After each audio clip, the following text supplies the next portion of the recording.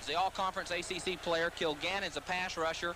McMahon pass drops. He's got to be in the flat today. The two linebackers, McDaniel and Swan. Two fine linebackers. Third down, 8.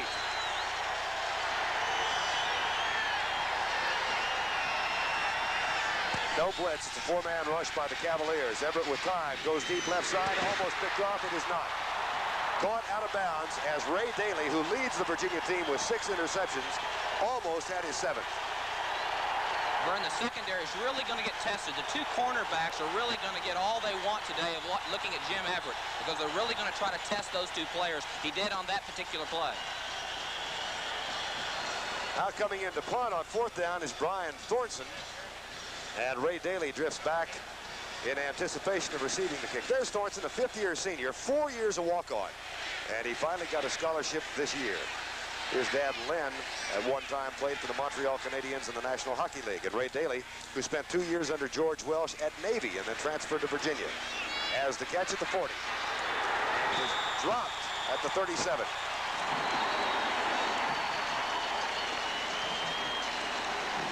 The Virginia offense making their first bowl appearance ever after the 36-yard kick. Don Mikowski is the quarterback, starter in the last half of the season, and then Steve Morse. He's the vertical runner. There's Petty, the power runner. John Ford, a freshman, is the top receiver in the ACC as far as the rookies. Then Merrick, the split end, and then Hitchcock, power football tight end. Brian Hitchcock is wearing number 85 today instead of his accustomed 81. Somebody misplaced his jersey. They opened the boxes and it wasn't there. First down, 10, Virginia. Mikowski, the man under. Play fake, and he'll throw on first down. And he's going deep. It's almost intercepted. Rod Woodson knocked it away. Virginia's got an outstanding offensive line on the left side. Dombrowski is all-conference. Olderman is an all-conference player. Guerin, the center, best center in the ACC in '85. Battle is a real positive player. They've had 5 different right guards, and then Chapin's first start at right tackle. Second down and 10 from the 40. No score. Opening series for the Virginia Cavaliers. And the wings at this time. Make the draw. Mix up on the play. Loss of yardage.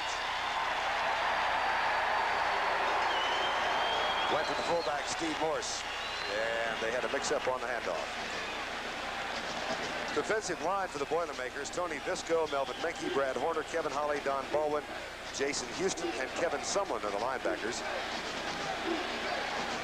And now Virginia will be facing a 3rd down and 10.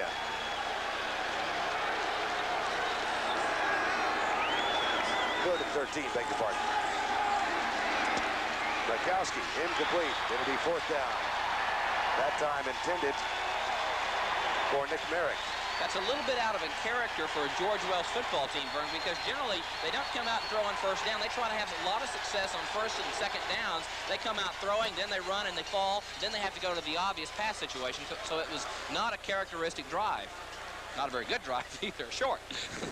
Kevin Ferguson is on to punt. He was the starter at quarterback the first 5 games of the year before giving way to Mikowski. Is now a defensive back, and last year, to show his versatility, he played 7 games at the end of the season as a flanker. And Woodson and Griffin are deep to receive for Purdue at the 25. Not a particularly great punt. Griffin to the 28-yard line. Steve Griffin, the starting wide receiver. That's a 40-yard line drive kick and 5 on the return, and there is also a flag down.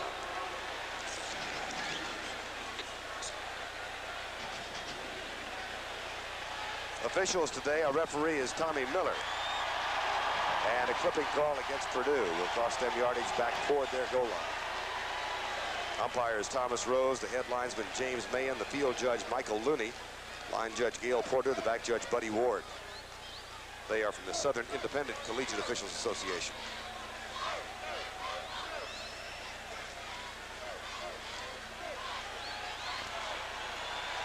George Welsh, 6-5 last year after a 2-9 season his first year. We have clipping during the return, half the distance to goal line, first down. Purdue will have the ball, but they'll have it back at their own 13-yard line. Timeout midway through the first quarter. We're back in Atlanta's Fulton County Stadium in Atlanta on this last day of 1984 as Purdue gets its second offensive series. Vern Lundquist and Steve Davis on CBS. Don't forget Boston College and Houston coming up tomorrow for the Cotton Bowl in Dallas, where it's a little colder than it is here. First down and 10. Everett with a play fake and a good one, and he's going deep. Daly is back there going for the interception and has it as he steps in front of the underthrown pass that was intended for Steve Griffin. Daly just missed one. Now he's got one. One of the things that Virginia was going to do at the ball game is change up their coverages. They give them a 2 deep, a little bit different look. It's trying to go to Griffin number 2, but Daly makes his 7th interception, perfectly timed. The attitude of Purdue was to take advantage of those 2 cornerbacks. Right now, Daly got the upper hand. Second offensive possession for the Cavaliers. They operate from their own 43. 44 maybe.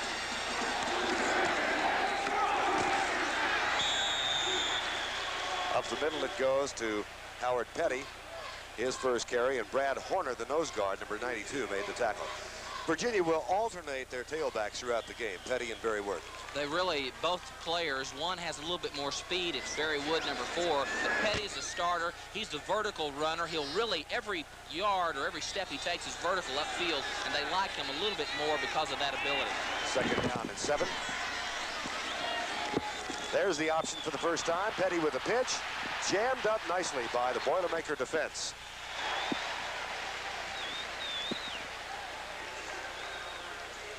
Don Anderson, number 15, made the stop, and it'll be third down. When you're playing option football, one of the things you do early in the ball game is make sure you find out how they're playing the perimeters. Who's got what responsibility? That's why they take the chance, pitch the ball, and see how the corners roll up. And that's the reason for that play that particular time. Third and 5. Option comes to the near side. Petty gets it, gets a good block, clears the corner, and I don't know if he got enough for the first down. Close, near the 46-yard line.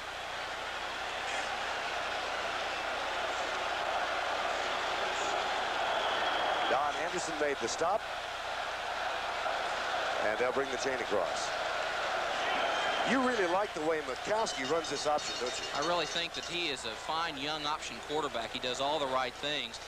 Earlier in the year, before he was the starting quarterback, he made mistakes, but as he has gone through the season, he has become more comfortable with his signal calls and what he's doing. Very strong arm. I think he's a better passer than what the films show. A wishbone quarterback in high school. Just a little short for the 1st and 10, but he does the right things. Now on 4th down from the opponent's 45, what do? You kick this early in the game? Well, we've seen a ball game that was a little bit uncharacteristic of what we expected early. I would think they'll probably go for it and try to do a little power football. That's what's gotten them here. Their left side offensive line's exceptionally strong with Dombrowski and Olderman. I'd expect some sort of power play to the left side. And again, that is Brian Hitchcock, number 85 instead of 81. He's the starting tight end, but wearing 85 because his jersey was misplaced. 4th and a foot. Quarterback keeper. Mikowski appears to have gotten enough to move the chain. Jason Houston, number 57, down low to make the tackle, but was it soon enough? He did sneak to the left side. First down.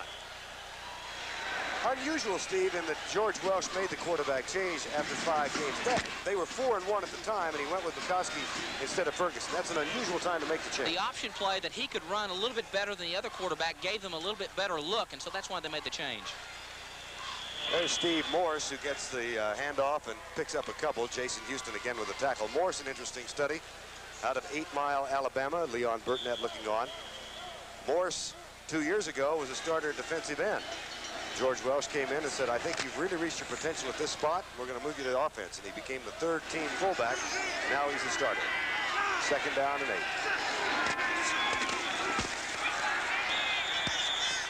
Petty to the 38-yard line.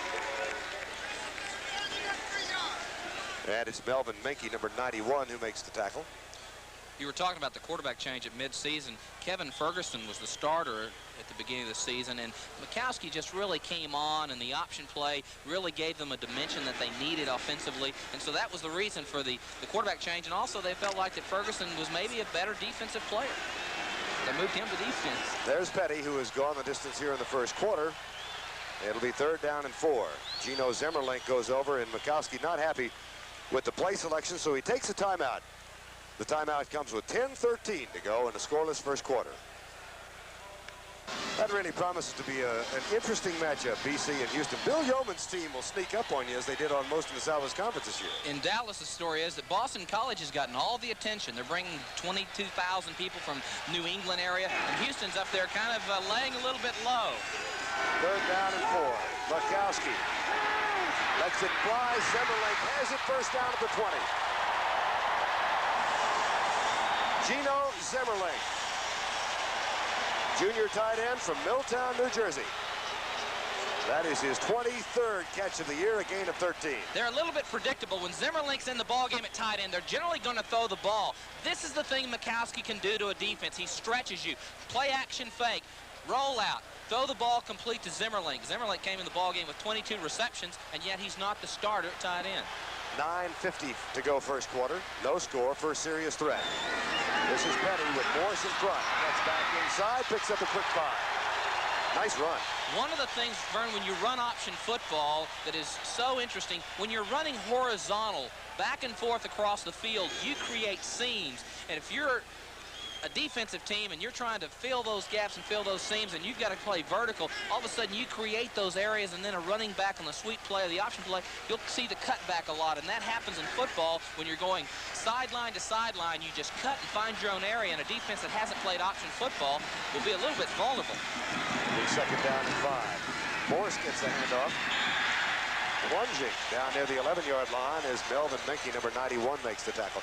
Interesting, as you talk about that, Purdue, I think, had some problems in learning how to practice against the option, didn't they? Boy, it's option football. If you're a team like Purdue that passes, the hardest thing is to create the picture in practice.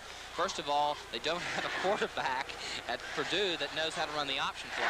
They don't have enough depth at quarterback, so you couldn't hit the quarterback. It's very difficult to create the picture. It's difficult for Oklahoma to prepare for the passing game because they can't throw. 3rd and 1. Same principle. Morse. Oh, Mikowski pitching. Petty. Out of bounds. Touchdown. Now the signal comes. Yes. It was a very late signal. But there's a great example of the option ability of Don Mikowski. And also the example of what we were talking about. Purdue had a pretty good defensive style. They had the quarterback stop. They were in the right place, but they weren't ready for that last-minute pitch, and that's what made the difference. Please stand by for a weather advisory on your screen. Dominance is a player of doing the right thing, of pitching the ball at that last possible second. Kenny Stadlin will try the extra point.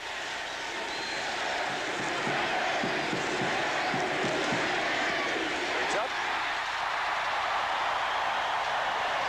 He's perfect all year. As a matter of fact, that's his 58th consecutive extra point. Watch Mikowski, the quarterback, come down the line of scrimmage, go to the end man. There's no one there, so he cuts inside. Someone finally picks him up. The last second pitches the ball to Petty. Let's see.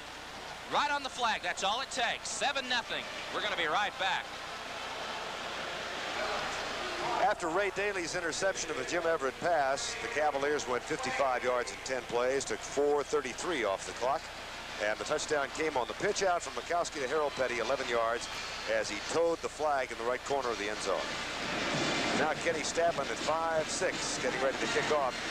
Stadlin is a soccer-style kicker, but he never played soccer. He said baseball was his game in high school. Finally decided he wanted to learn how to kick, and how well can he do it? Well, he kicked a 56-yarder earlier this year to set a Virginia school record. Isn't that interesting there? For years we did not see the soccer-style kicker, and then here's a guy that never played soccer, and he's kicking soccer. That's right. See what the Gogolak started? Beating Charlie.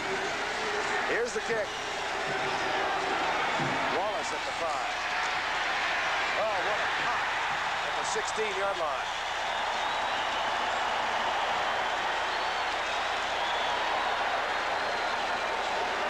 Near the conclusion of today's CBS Sports College Football broadcast, Steve Davis and I will be selecting a Chevy Most Valuable Player of the Game from each of these teams. Chevrolet donates a $1,000 scholarship to the General Scholarship Fund of each school. That'll be coming along in the fourth quarter. Our score right now is 7-0 Virginia. Purdue has the ball for the third time in the first quarter, and we've got 8:25 to go. First quarterback with all those great quarterbacks at Purdue that never passed better than 3,000 yards in the season. And there have been some dandies.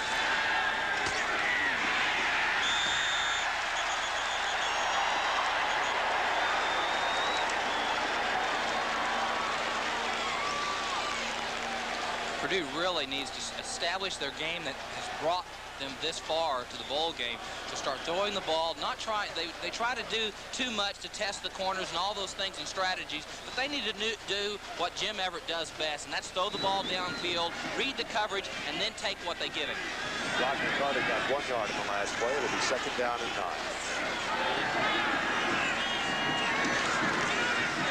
Looks right.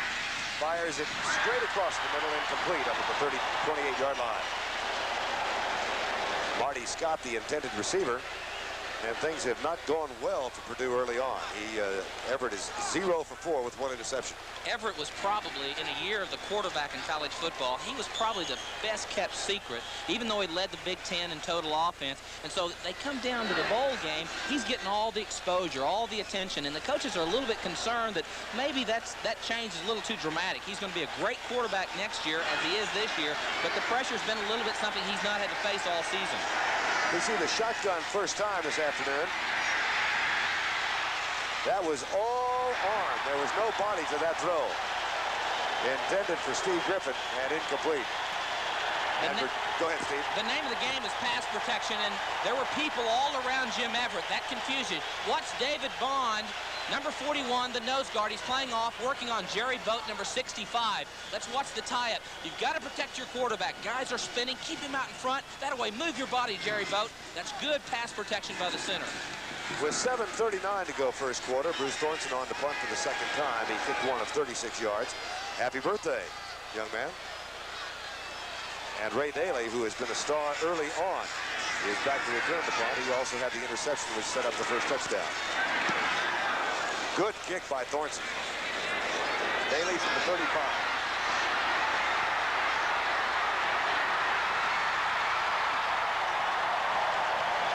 Good return by Ray Daly. A 49-yard kick. Daly counterpunched it 12 yards. Virginia leads 7-0. You know what it's like during the holidays. Next Saturday on a special edition of Sports Saturday, the East West Shrine Game, Palo Alto, California. Steve Davis will be out there for that one. And among those who will participate is Bob Olderman, the left tackle, or left guard rather, of the Virginia Cavaliers, number 79. We'll have fun doing that. It's a lot of fun. I think we're going to have a staff of announcers out there. We're going to have a lot of fun. Mikowski gives it off short to Steve Morse. And it's a pickup of about 3. Morse with 529 yards this year from 8 Mile, Alabama. You know where that is? I've not been to 8 Mile, Alabama. You turned left at 7 Mile, didn't you? It's just outside of Mobile. I think we better get out of that one. 2nd down, 7. Mikowski looks deep, keeps it himself. Jason Houston makes the tackle, but it's close for a first down. Number 57. On Don Mikowski, the sophomore from Depew, New York. You got to like Mikowski. I mean, he just puts so much pressure on the defense. He's not doesn't have the fluid movement of a Doug Flutie, but just the ability, the dimension to roll, stretch that defense, make those receivers have a chance to go and do something for him. He does it very well, and he made a good game. 1st and 10, play fake, he'll throw. That might be picked off. It is. Kennedy Wilson. That's his 2nd interception this year. And the turnovers are now 1 and 1.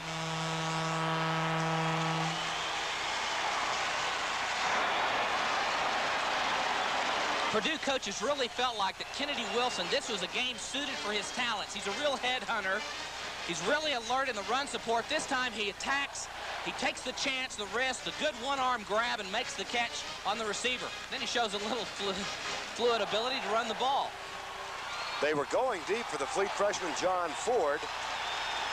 This will be the 4th possession for Purdue, and they've had the ball all of 2 minutes and 7 seconds. trail 7-0 as Jim Everett drops back to throw. Across the middle, caught. Bruce King, the fullback. First down out near the 48-yard line.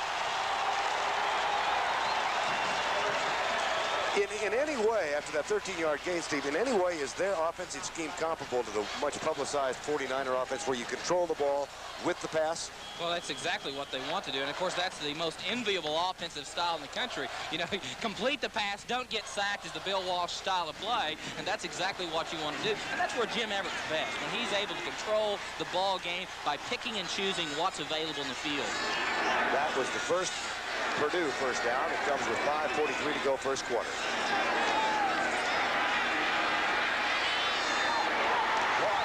Jeff Price, first down at the 39. Senior from Newport News, Virginia, his 16th catch of the year. Came out of Coffeyville Junior College, 4.6 speed, the best speed, soft hands. They really like him the way he does. He comes to the open area. Coverage is soft. Lester Lyles was not in position to make the play, number 26, and Price makes the catch. He alternates with Rick Bruner at that wideout position. It's a second first down for Purdue. 7-0 Virginia lead. Draw play. King fights for yards and gets to the 35-yard line.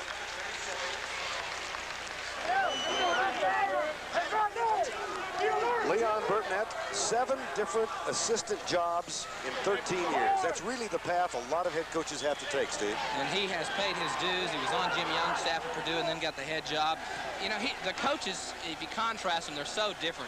Leon openly is more gregarious and a little bit more open about everything. Welsh, more conservative, but he's a very fascinating, smart football coach. From Meade, Kansas, 2nd and 6, Everett to throw. Contact. Must have been ruled incidental. Marty Scott was the intended receiver. I don't think Leon thought it was incidental at all. Bob Sweeney was defending. There's Jim Everett from Albuquerque, New Mexico. He was, in addition to being the defensive and offensive all-state quarterback in New Mexico, captain of his golf team.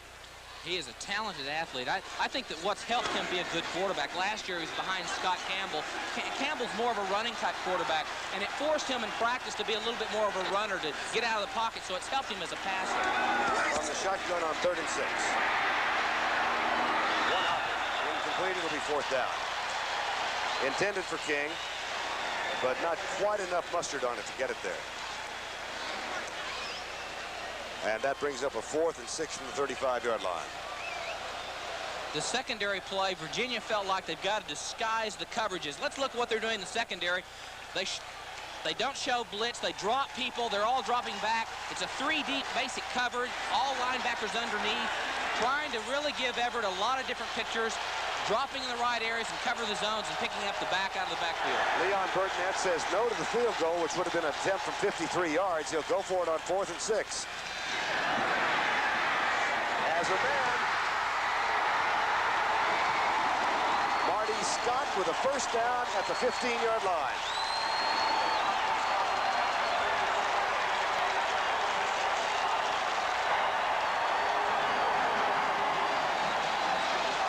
They've said about Marty Scott, he backed up Cliff Benson, who was an outstanding tight end last year. Here's Everett showing his ability outside. Scott gets behind the linebackers, takes a good lick right there by Ryan Jackson, number 3, and goes right up on field.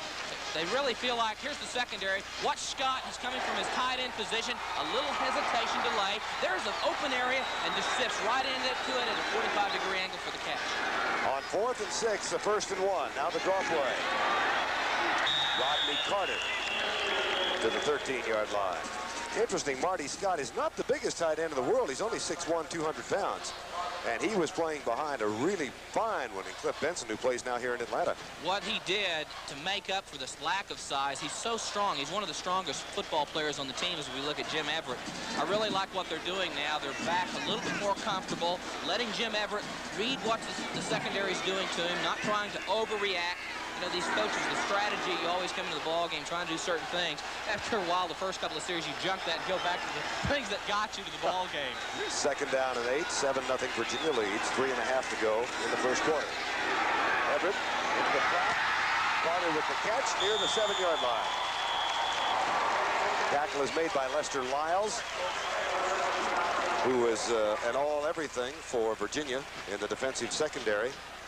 Rodney Carter with 247 yards this season on catches, that is. Junior from Elizabeth, New Jersey. Everett has improved the quality of his play on this drive.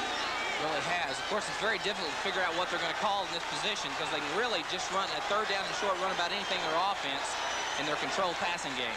Blitz is coming from Virginia. Play fake by Everett. Can't find King. It'll be fourth down. Now they're well within field goal range, and Leon Burtnett has to make a decision whether or not to call on Mike Rendina. And I rather expect he will.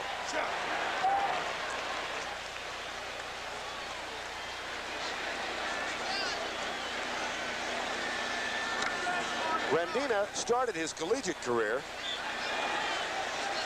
at Florida State. Transferred, sat out a year. He is 13 of 22 this season.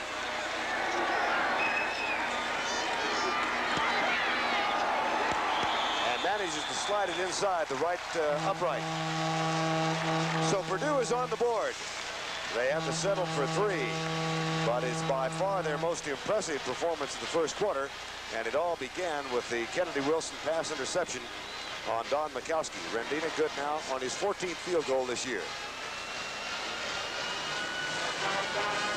That was really a much more impressive offensive get-together by Purdue than we have seen so far. Well, I think they probably were a little bit rattled by the fact that Virginia was able to force some things and to take the ball down and score. I think that's probably a little bit surprised. So the coaches have to come back, get their heads together, and try to go do the things that brought them to this point. And they've really got the kind of offense and the passing attack that lends itself to being able to keep your cool, controlled passing attack. 10 plays, 59 yards, 3 minutes, a little over 3 minutes to get there. And the key play was a 4th down and 6 pass from Jim Everett to his tight end Marty Scott that gave them new life at the 15-yard line, from which point they did have to settle for the field goal, but they got that. One of the things that made that drive more impressive, Vern, is the fact that they controlled first and second downs. They didn't get into a position where they had obvious passing situation on a second down play, and that's the Bill Walsh style or the Leon Burtnett style on offense. This will, oh, the onside kick.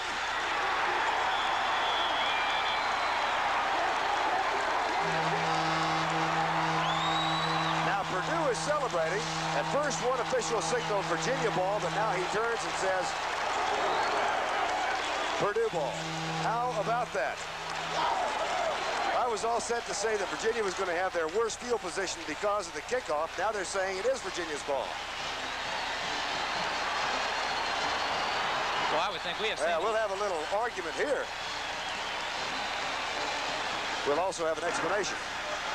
We have a recovery by the kicking team on a short kick. It'll be first down this way. All right. I don't think there was any doubt that it was Purdue's football. And it certainly traveled 10 yards. However, there is some debate that would like to be continued from the Virginia assistant coaches.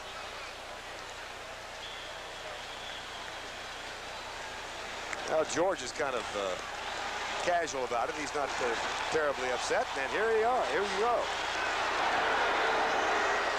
Onside kick recovered by Purdue.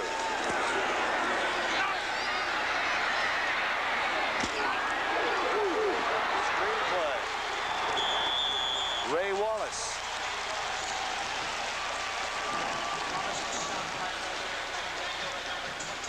His 16th reception of the season. He will alternate with Rodney Carter. As a matter of fact, Wallace has started 5 games this year. And there's a player down for Virginia. That is Lester Lyles, and they can ill afford to lose him. Success in the passing game will cause a defense to react. Well, we've got to go make a big play. They kind of had an embarrassment, almost a turnover-like play on the onside kick. So now Virginia says, we've got to go hard charge. We've got to go make a play. Go put pressure on Jim Everett. And so when you do that, now you can throw those screen passes and those little draw-type plays, and that makes a difference, and that's what's happening. Now they put the pressure on Virginia. They're trying to get out of their character, their defense, how to stunt, do things that are really not part of their fundamental style of play, and so Everett's just being able to pick them apart. He's 2nd down and 1. Jim Everett misfired on his first 4 passes. He has hit 5 of his last 9.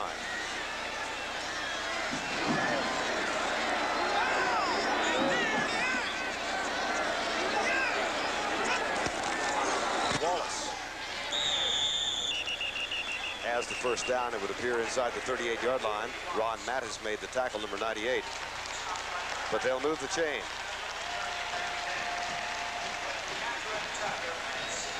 That's a fairly good-sized offensive line that they're operating behind. You've got Electon at 267, Jamad at 245, Jerry Both 233, Drenth is at 271, Isbell at 275. That's a fairly typical Big Ten offensive line. An excellent quick side. On first down, the tight end was the fullback King open at the 23-yard line. Russ Swan, number 93, finally caught up to make the tackle. Here's what Everett is doing to Virginia. He's being able now to do his thing, his game. Drop back, good pass protection. Look the whole field over. He's 6'5", so he can pick out who he wants to. He finds Bruce King splitting the linebacker Swan and McDaniel right across the middle. And it really is Jim Everett's game because he's so big. 6'5", he's a Bernie Kosar top player. He can see the whole field. Another first down play coming with 1:58 to go first quarter. Deep left corner, man is there, touchdown. Steve Griffin.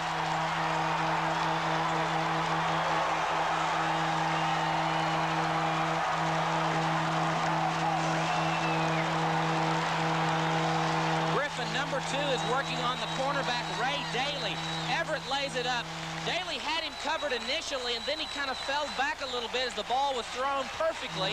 Everett, sensing how close Daly was, threw it to the back corner, realizing there's no way to make an interception, and give his receiver Griffin a chance to make the catch. Griffin led the club with 60 catches coming in regular season. That is his 5th touchdown catch, and the extra point is almost blocked. But it's through and good. And with the utilization of the surprise tactic, the onside kick, Purdue recovers, and Griffin makes the touchdown catch at the end of a 49-yard drive. Here's the isolation. You've got to sense what Everett sees. Daly's got him covered. He's on him pretty good. But now Everett senses that he's going to get behind him, so he throws the ball away where Daly cannot get to it at all and makes the catch. Is that a case of the quarterback, Steve, calling on the receiver to go ahead and adjust to the route? Exactly. Perfect play by Everett to just be able to lead him right where the open area is. And Griffin, they've worked together all season long, knew exactly what he was doing. Watch the adjustment again from ground level. This is what Everett's seeing. There's Daly, number 2, making the break, reading Everett's eyes. Now watch the soft touch, up and over, right in the corner. There's no way he's going to make an interception in that position. Easy touch. As a result of which, Purdue has the lead, 10-7 with 1:51 to go. There'll be no onside kick this time. Matter of fact, we get a delay of game call as it's out of bounds at the 7. Quanah Bullock, one of the freshmen for Virginia, was back there ready to return it. And Mike Rendina will have to kick it over.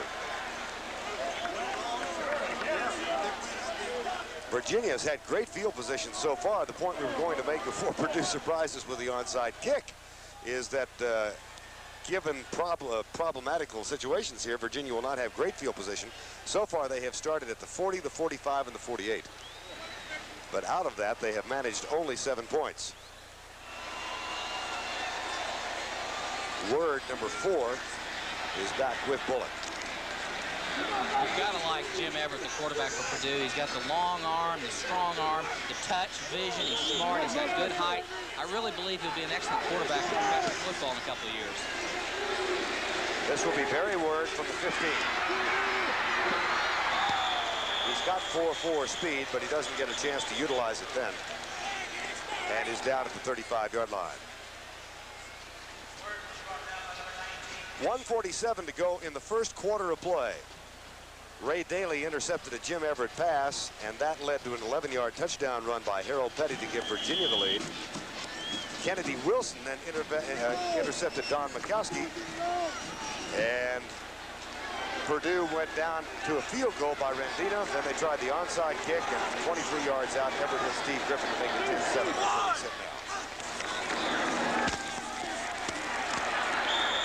To the 35-yard line. Barry Word is in the lineup. Has taken the place of Howard Petty and picks up about 3 yards. 6'2", 214 with 4.4 speed. He is a world-class hurdler. He can get there very quickly. Matter of fact, he hadn't participated in hurdles since high school until last spring and qualified for the Olympic trials and the NCAA outdoors. He's second down and 4. Mikowski fires it. Nick Merrick to the 35-yard line. He's a big target, Merrick is, at 6'5", 206. A senior who missed 5 games with a broken leg in his, a broken bone in his leg earlier this year. Had 9 receptions in the Maryland game. He's just the coaches describe him as a clutch player. We've got someone down on the field right now. That's a 28-yard gain from Mikowski to Merrick. And it's Rod Woodson, sophomore from Fort Wayne, Indiana, the injured Purdue player.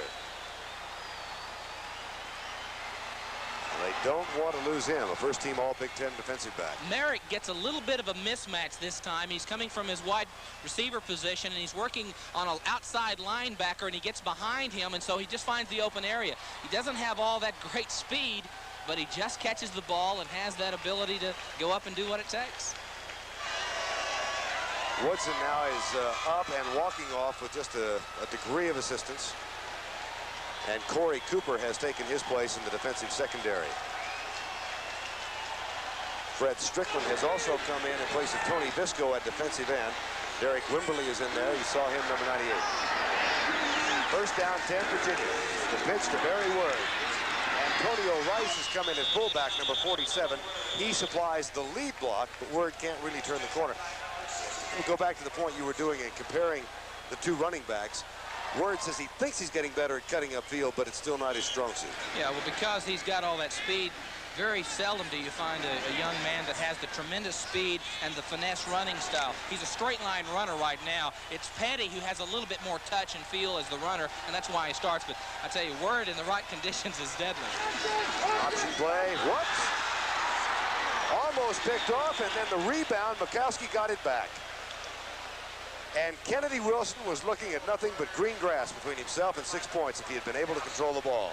I've always felt like in a position like that, when you see the quarterback pitch the ball too hard, in that time where it's not a nice soft pitch where the back can catch the ball, that's a little bit of frustration coming out, a little bit of disappointment. Things aren't going well, and he's trying to make something happen, and he's slinging the ball and not being as careful. Saw that Virginia had lost only 8 fumbles all year. Purdue has lost only 6 all year. As a man tipped away, incomplete, and the flag is down. 2 flags are down. Now, who will win this battle of words?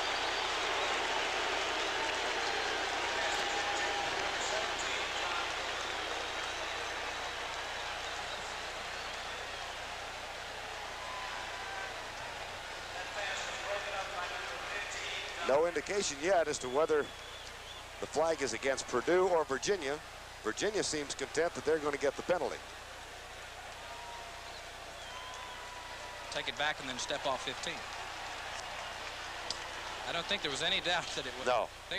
Was it Woodson?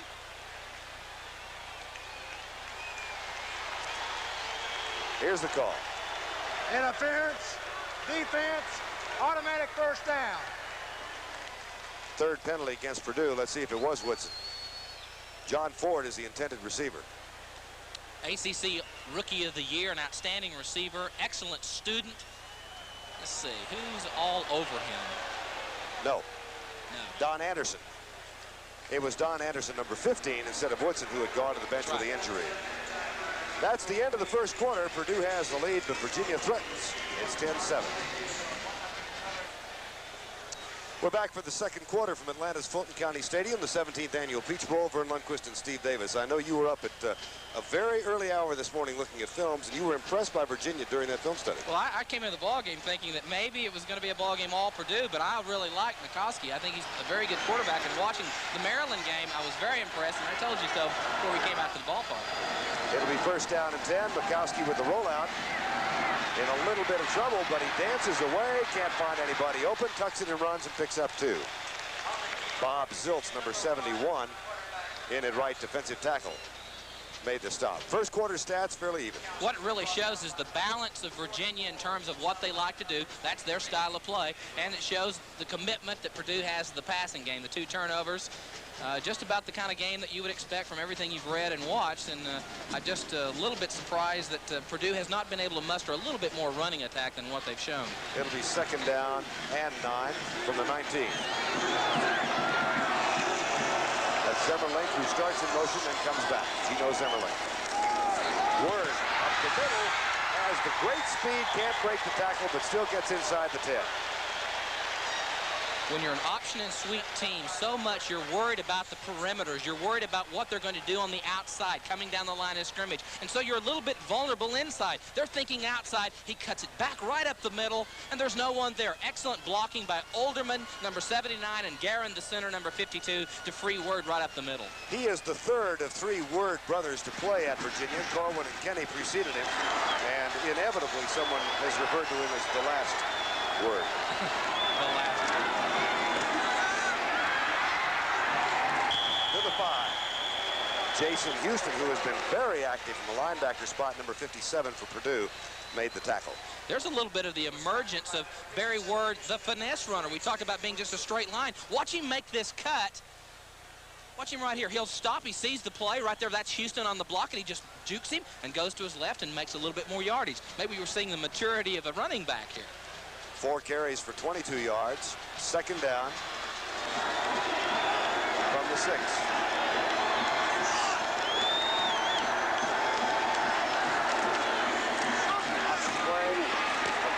Caught up around the shoulder pads by Kevin Sumlin, a former walk-on linebacker for Purdue, number 44. You know, physically and in terms of what we've seen in the first quarter, he does, and I mean this in the truest sense, he reminds me a little bit of you at Oklahoma. Well, thank you.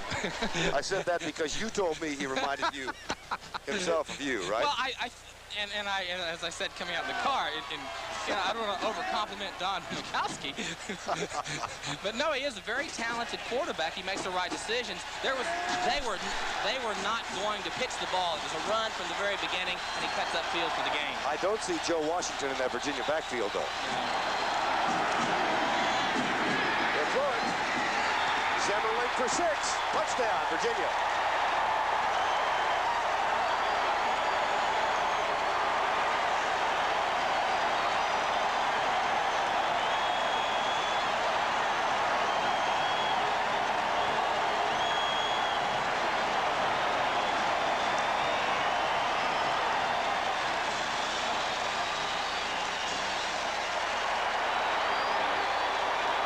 Cavaliers are back on top early in the second quarter. 12:22 to go in the first half.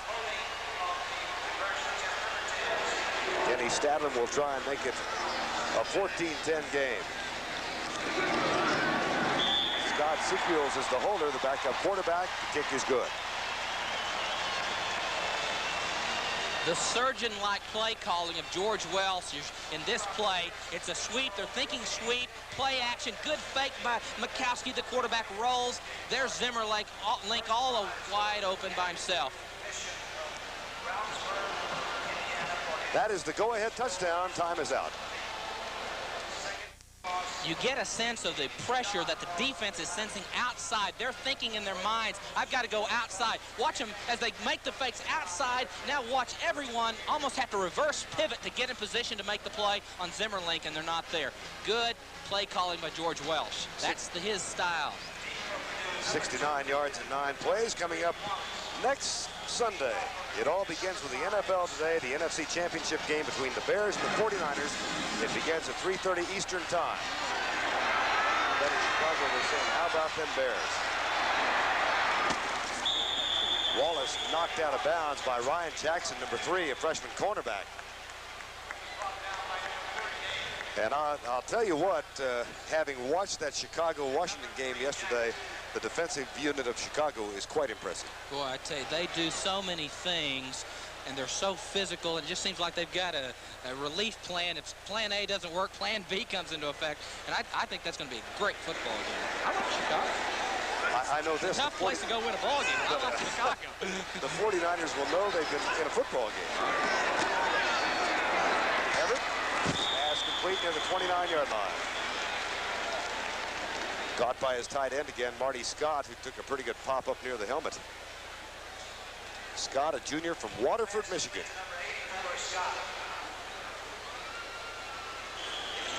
At one point in high school, he had 6 touchdowns and 369 yards in one game. That would have been a career for receptions at OU. Exactly. And he'll get a rest now as Jeff Price has taken his spot in the lineup. Second and 5, the handoff. Rodney Clutter back in the lineup, gets to the 32-yard line. Tackle made by Lester Lyles, number 26, who was shaken up for just a moment back in the first quarter of play. Carter with 416 yards. You won't see any gaudy statistics for these running backs from Purdue. No, you really will not see any type of statistics, but I tell you, they are very vital to the success of Jim Everett, and they have made the difference because they've taken heat off of him. In the games that they've struggled with, it's when they've been balanced and when the running attack has been has contributed to the overall plan. Everett for Gifford, incomplete. And Purdue is still unsuccessful on third down conversions. They are now 0 of 5 in the game. They'll be forced to punt.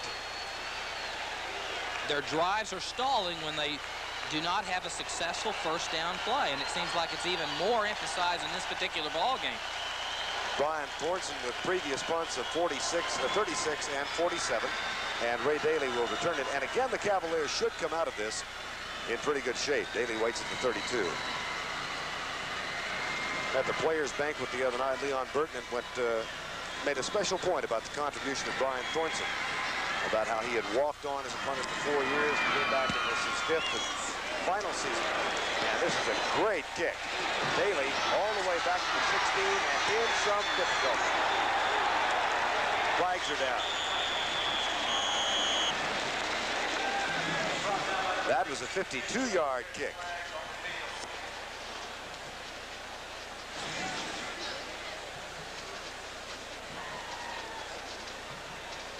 And we'll see what the infraction is. Clipping, Virginia.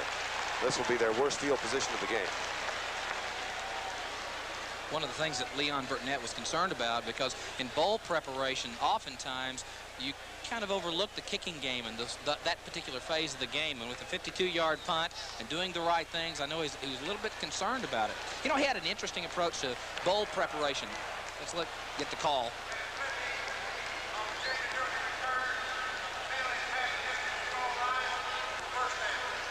Whatever the call was. It was in there somewhere. It was there. But the point is that he came down. You get 16 practices for a bowl. So he treated it just like spring practice, another getting ready for the future of 1985. And they took practice very serious, and they went and hit people in practice. Virginia will start from the 7-yard line. I think. Having a little bit of trouble getting started. Yeah. Gotten a little herky-jerky here all of a sudden. Well, there's a good contingent of fans down from West Lafayette, Indiana, as well as a large bunch from Virginia.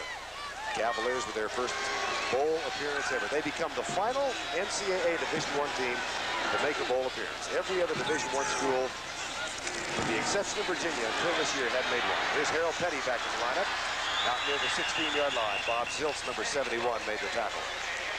Interesting when you look at Virginia's situation. Last year, they won their first 4 games, lost 5 of their last 7, including a 48-0 defeat to end the season. Then they open against Clemson, Steve, and they get demolished 55-zip. From having been blanked and given up 48 points and 55 points, they come back and go 7-0-2 before losing to Maryland. Tremendous compliment to George Welch and what he's done.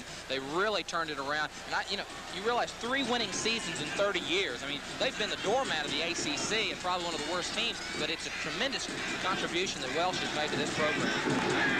Mikowski will go deep, and Ford is open. Incomplete. John Ford, not that widely recruited. He's from Belgrade, Florida, and he's a speedster. He's got terrific speed. As a matter of fact, there's a great story was circulating earlier how he learned to improve his speed chasing muck rabbits. Yeah, chasing rabbits that ran in the mud down in the Everglade area there. Perfect throw, right where it had to be. I tell you, Mikowski, you've got to be impressed with the way that he throws the ball, even though he's more of an option-type thrower, threw it right where it had to be for John Ford. The question has been raised, what is a muck rabbit? Well, John Ford said it's faster than a cottontail, and it's a special kind of rabbit that hung around the sugarcane fields in the outskirts of Lake Okeechobee in Florida. And during the fall, they would burn the sugarcane fields, and Ford and his buddies would go out and chase the muck rabbits. Now, I must tell you, I'd never heard of a muck rabbit until this week either. I don't want to hear about it again. In my understanding of animals, a rabbit was a rabbit was a rabbit. The point is, it made him much quicker athlete. Fair catch. And Purdue will get the ball back. Mercifully, there will be a timeout called while we figure out what's going on after that 36-yard kick. NCAA basketball returns to CBS next Saturday. Most of you around the country will see North Carolina State against Kentucky. That begins at 1 o'clock Eastern time, or on the West Coast. Steve Grody and I will be in Seattle for the Oregon State-Washington Husky basketball game. And then live at 3 o'clock Eastern time, Steve Davis will be at the East-West Shrine game in Palo Alto, California. That is always a great encounter, raising funds for a fine outfit. Rushing yardage so far, Purdue 12. And they will not get any on this play as the pass is hit and intercepted. Lester Lyles has it for Virginia. And he is immediately dropped at the 44-yard line. It has been said of Lester Lyles, he is such a complete football player. He could play any of 8 defensive positions, linebacker, defensive end, or any of the 4 defensive backfield savants. The coaches say that he's the best physical athlete on the team. He didn't have an intense high school program. The ball was off the receiver. Lyles was in the right spot playing center field and was able to make the catch. Came from a program in Washington, D.C. at high school there that just was not very disciplined. And when he came in, a lot of things had to change in his temperament and his technique, but he has developed into an outstanding player, a George Welsh-type player. Matter of fact, he was suspended for 3 games his sophomore season because of missing practices and meetings, but has come back to be a standout for the Cavaliers. Here's Harold Petty fighting for yardage near the midfield stripe. He gets stopped at the 49-yard line by Chris Dishman, number 19. Glad to see your relatives made the trip down with you. Fraternity brothers? I was a member of Chi Kappa Jock. Know you. Harold Petty with 38 yards on 8 carries and 1 touchdown. It'll be 2nd down and 5 from the 50.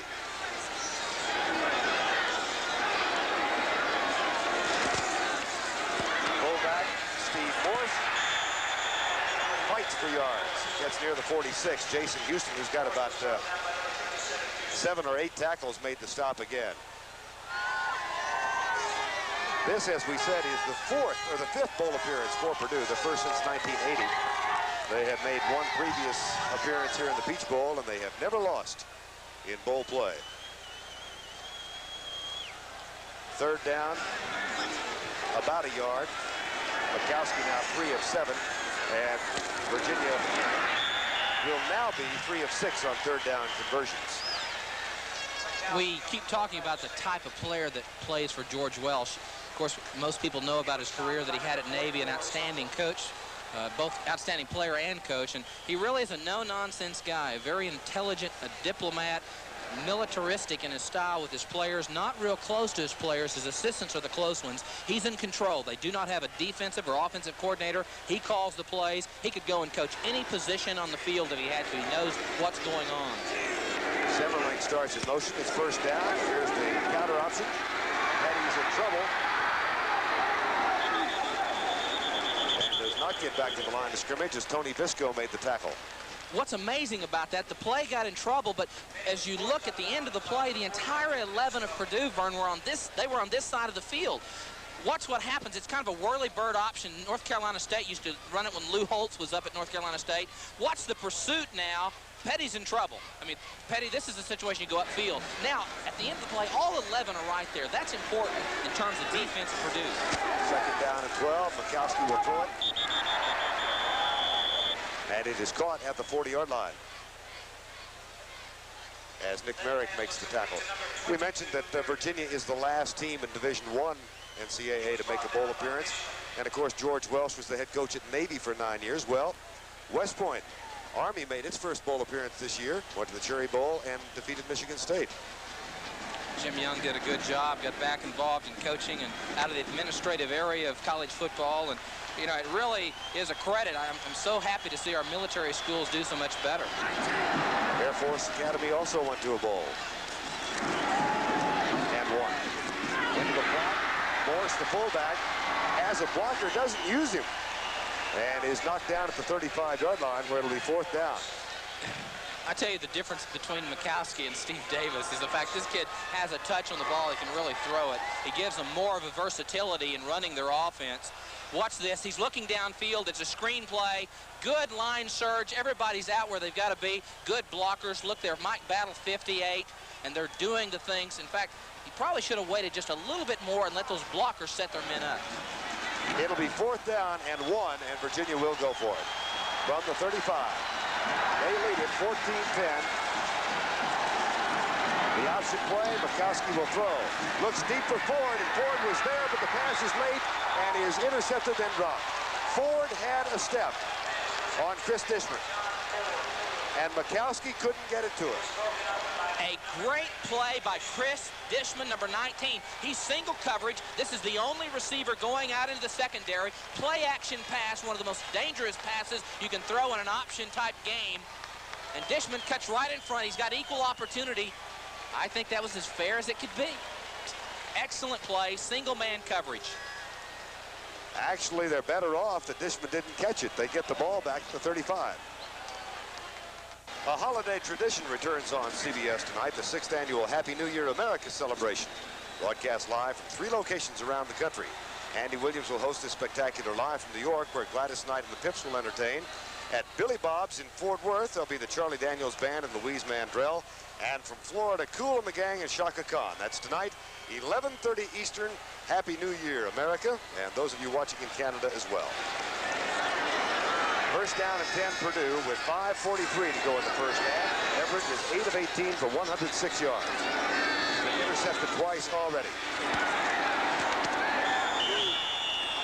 Little dipsy doodle. Bruce King with the carry, and he pile drives it all the way up to the 45-yard line. King, a senior from Dale, Indiana. 387 yards this season. Hasn't scored on the ground, but he does have 3 touchdowns catching the football.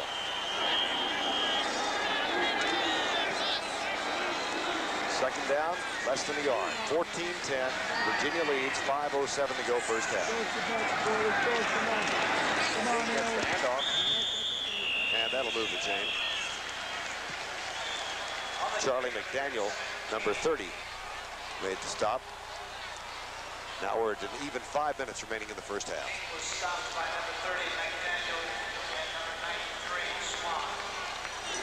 14-10, Virginia. First and 10, Purdue.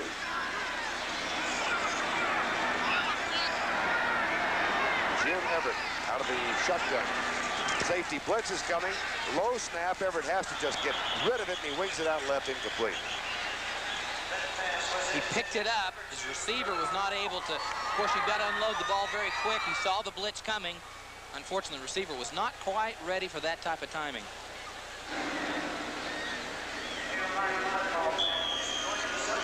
Okay, let's name the other 5 teams. Got Ohio State, Wisconsin, Michigan, Wisconsin, Michigan State. You're naming more than I am. Iowa. How about Hayden Fry and Purdue? How about Hayden Fry's win over Texas? How about Texas lost? Cool. Yeah, that's the way to look at it. You and I saw Chuck Long here 2 years ago. We weren't surprised by the performance he put on. How about Rodney Carter to the 36-yard line? Biggest run of the first half for the Boilermakers of Purdue, the junior from Elizabeth, New Jersey. I like Carter. He's a multi-talented athlete. He played baseball at Purdue. It kind of limited his opportunities. He went through a spring practice as a Boilermaker left fielder, very talented player. Watch him use his speed and his versatility. I mean, he's just, you know, they get some good blocks. There's power. When you lose that lineman in front of you, your protection up front, that determines what kind of back you are when you explode and make something happen. I mean, he assaults people. I'll tell you, I had a sense of deja vu there. It looked like Roger Staubach handing out for Preston Pearson. Here's Everett.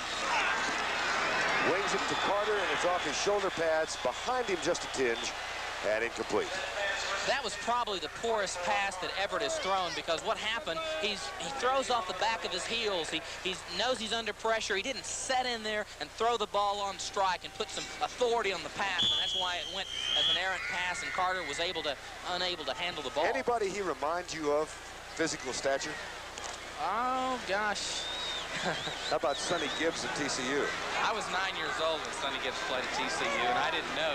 I'm not going to say what I didn't know. But Sonny Gibbs was a 6'7" quarterback at TCU back in the early 60s. Russ Swan, number 93, makes the tackle on Bruce King. Matter of fact, Tommy Nobis, who starred at the University of Texas and here at Atlanta, came by before the game, and I told Tommy that Steve had no memory of Sonny Gibbs, and he just did a shame on you. Oh, I know, but that's, you know, as we look at Jim Everett and the Purdue people, one of the things, Everett is a senior eligibility, senior in terms of school academically, but he's a junior. He got an extra year, so he's going to be back next year, and really will be one of the top quarterbacks in the country. Third down now. 3rd and 6 as Purdue tries to regain the lead. But first down, Marty Scott to the 18-yard line. Charlie McDaniel makes the stop, number 30. They do a nice job of utilizing the tight end. They really do. They're using the back and the tight end to go and assault the middle, where McDaniel and Swan are the two linebackers. Let's watch Everett as he drops back. There's a cross stun inside by Kilgannon, and Scott is right behind the linebackers. They have vacated the area, and Scott's able to come up with a catch. First down and 10 at the 19. The clock shows 3:29 remaining in the first half. It's a 14-10 Virginia lead with Purdue knocking on the door. Audible by Everett at the line.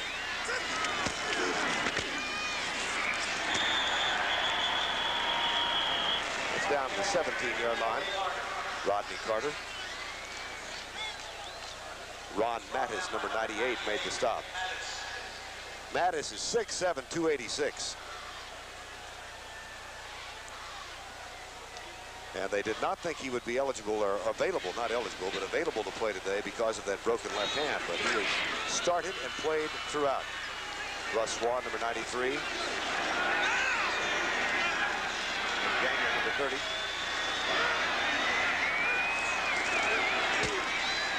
Everett, left side. There's the move, that's 6. Jeff Price again, second touchdown in the first half.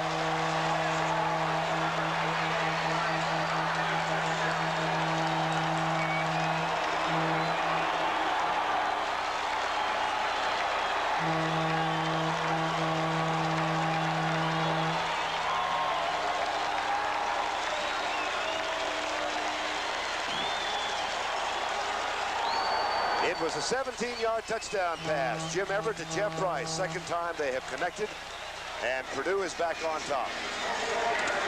Rendina's kick is up and good.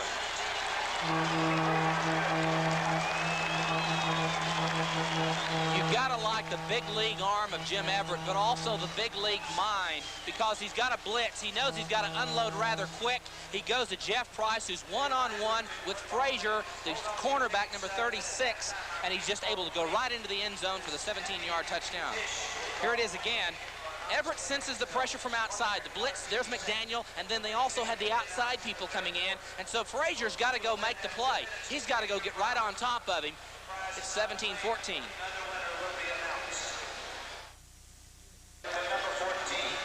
Charles McDaniel, number 30, is in the circle, and then also to the right of your screen, Lester Lyles will come in, and that's the blitz that Jim Everett sees. There they come. There's Lyles. 1, 2, 3, throw quickly. One-on-one coverage. Touchdown. Jeff Price, who was not all that productive in regular season play compared to what he had accomplished a year ago. He had 40 catches in 1983, only 15 this season in an alternating role with Rick Bruner, but 2 touchdowns this afternoon. This is Quanah Bullock, number 14, a freshman. To the 16-yard line. Keep in mind that Virginia was going for yet one more score. They had a 4th down and 1 at the Purdue 35. They were unsuccessful. And then in the turnaround, Purdue went 65 yards in 9 plays, took 3-11, and got the touchdown, Everett to Price. Coming up at halftime, a Cotton Bowl preview. We'll get Lindsey Nelson's view of that game coming up tomorrow as Lindsey's getting ready to broadcast his 25th consecutive Cotton Bowl. a 1985 CBS Sports preview, first half highlights, and then Vicki McClure, who made such a memory for all of us at the Olympic Games, will be here to present Reach Out and Touch Someone. Barry Word to the 28-yard line. We've got 2:20 to go in the first half. That's an 11-yard gain for Word.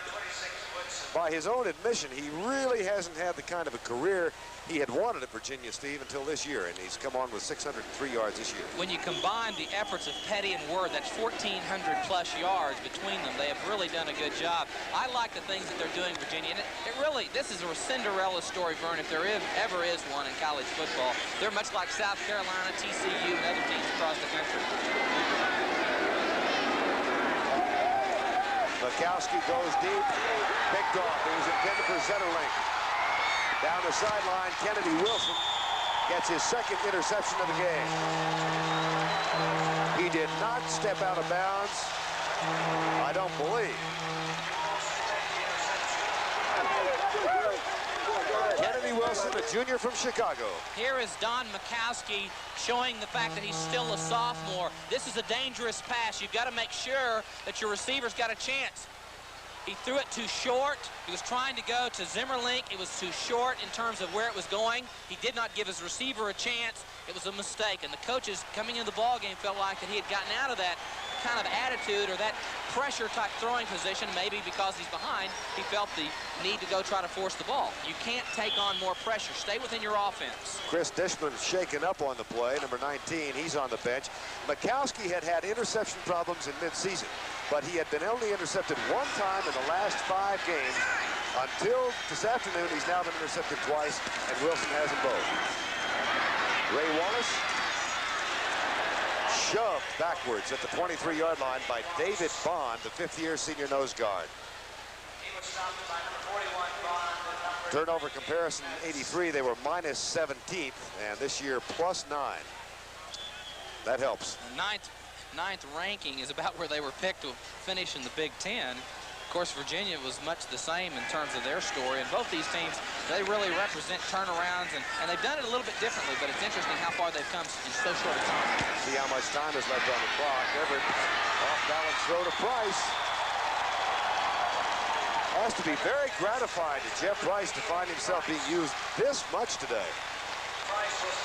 2 touchdowns, that's his 3rd catch, and a gain of 11 yards.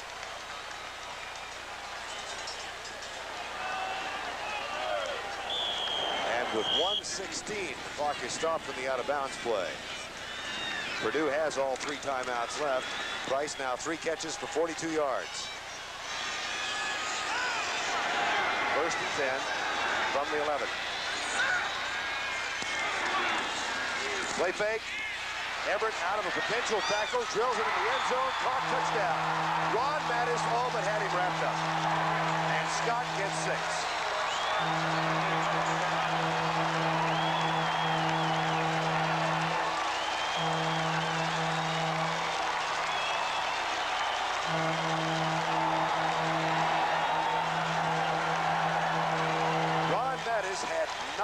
Through and had both arms around Jim Everett. Somehow Everett got out of the tackle and found Scott in the end zone.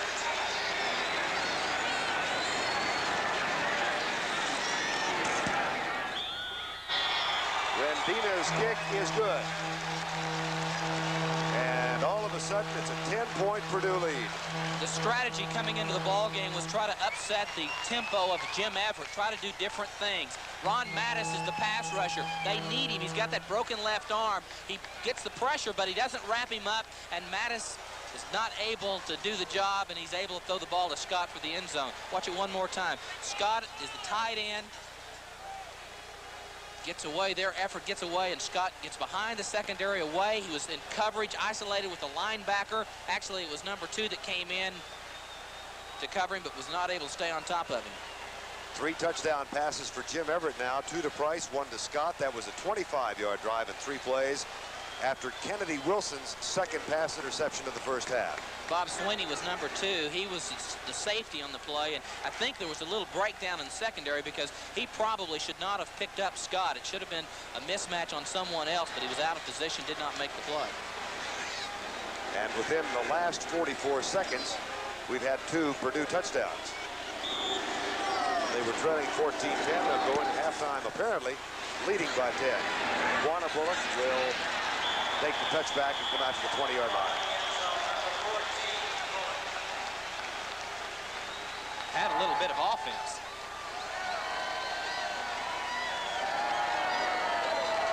Ron Mikowski comes back on the field. Ron, I meant Don. And Virginia's got a first down at their own 20-yard line with 1:11 to go. Steve, they've got 2 timeouts now. Chris Dishman leaving the field, heading down to the locker room, and we'll get a report as quickly as we can. Because of the clock, do you alter your strategy here at all? Well, you just don't want to make a mistake. That's the problem. You don't want to get in a position when you're in your -20 territory and now they've lost yardage. You don't want to make a mistake and go down in worse condition. You know, you go in with a 10-point deficit, not anything worse. Barry Word loses 3 yards. It'll be 2nd down and 13 from the 17 or the 18-yard line and make it 2nd down and 12. 24-14. As Jeff Price caught the 17-yard touchdown pass, then Kennedy Wilson intercepted Mikowski, and Marty Scott caught a 12-yard touchdown pass. Word gets maybe a yard back, and that should be the final play of the first half. Leon Burtonette, at the age of 41, has to be pleased by what his team has done, having fallen behind 14-10. And then they come back with those 2 touchdowns inside of a minute to take a 10-point lead at halftime. George Welsh, I'm sure, will just preach about let's not make any turnovers. George doesn't do a whole lot of preaching. He will go in, sit down with his coaches, spend the time, get the job done, analyze it, and then they'll get some sort of reaction, and they'll come back with the adjustments. Halftime with our score, Purdue 24, Virginia 14. We'll return after this word from your local station. Today's game is sponsored by U.S. Armed Forces. It's a great place to start. Cigna, whose companies provide insurance and financial services around the world. And by Safeguard, the combination of maximum deodorant soap protection and a rich, thick lather.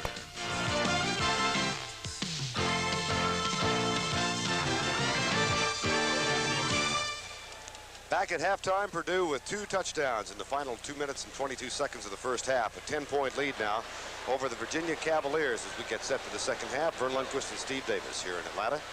And don't forget the Boston College-Houston game coming up tomorrow, the Cotton Bowl game with Lindsey Nelson, Pat Hayden, Ara Parsekian, and Pat O'Brien. And a cast of assorted friends and fellow employees tomorrow from a rather chilly Dallas, rather. There's George Welsh. 3rd year now as the head coach after 9 years as the head coach at his alma mater, the Naval Academy. And as you said, Steve, probably a very quiet lecture to his team in the locker room at the half. George Welsh has a tremendous aptitude for football. He knows what's going on. I'm sure he's very analytical in his approach, and I'm sure that he's made the right adjustments. The problem, the unknown, the X factor in this ball game has been Jim Everett being able to really put him in a position that you're afraid to do anything if you rush. We saw in 1 touchdown to Price where they rushed, and he was able to take advantage of it in single coverage, and then you lay back, and then they're going to run with you because they're getting a lot of effort out of guys like Carter and Wallace and King. So he's got a tough job in the second half to cut the deficit down to less than 10 points as it is right now. His team will get the ball to open the 3rd quarter. They will be going from right to left, and Mike Rendina is getting set to kick off. Juana Bullock and Barry Word. Word, number 4, goes to the right-hand side, and Bullock, the freshman, goes left. 3rd quarter underway.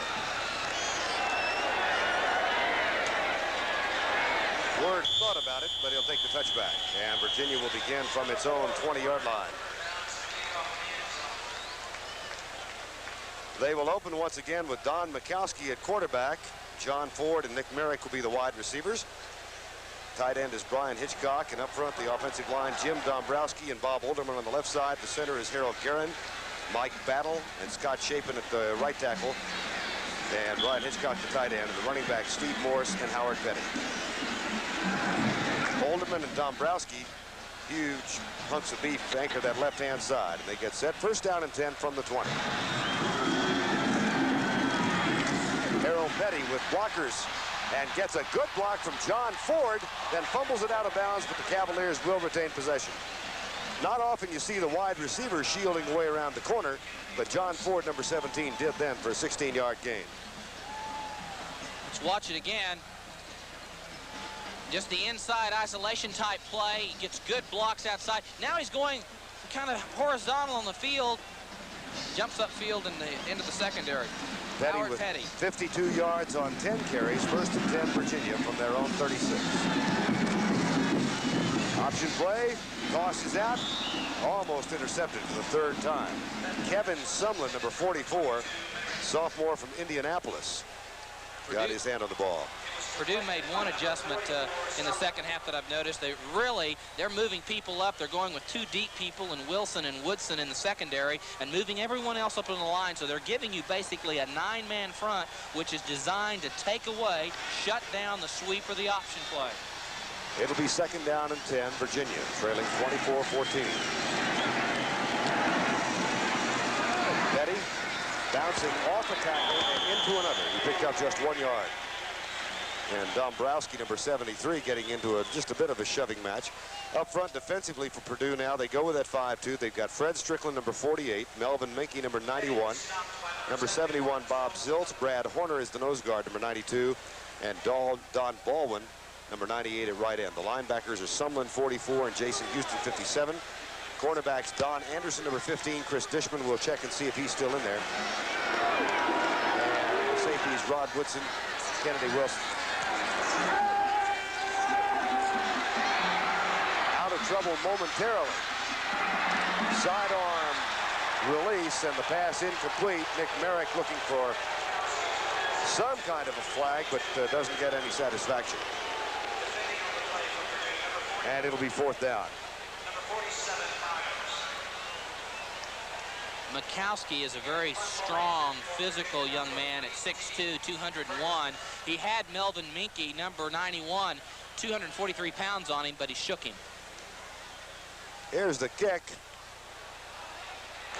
Kevin Ferguson has it bounce at the 37 and goes out of bounds. A pretty good field position now for Purdue on their first possession of the third quarter.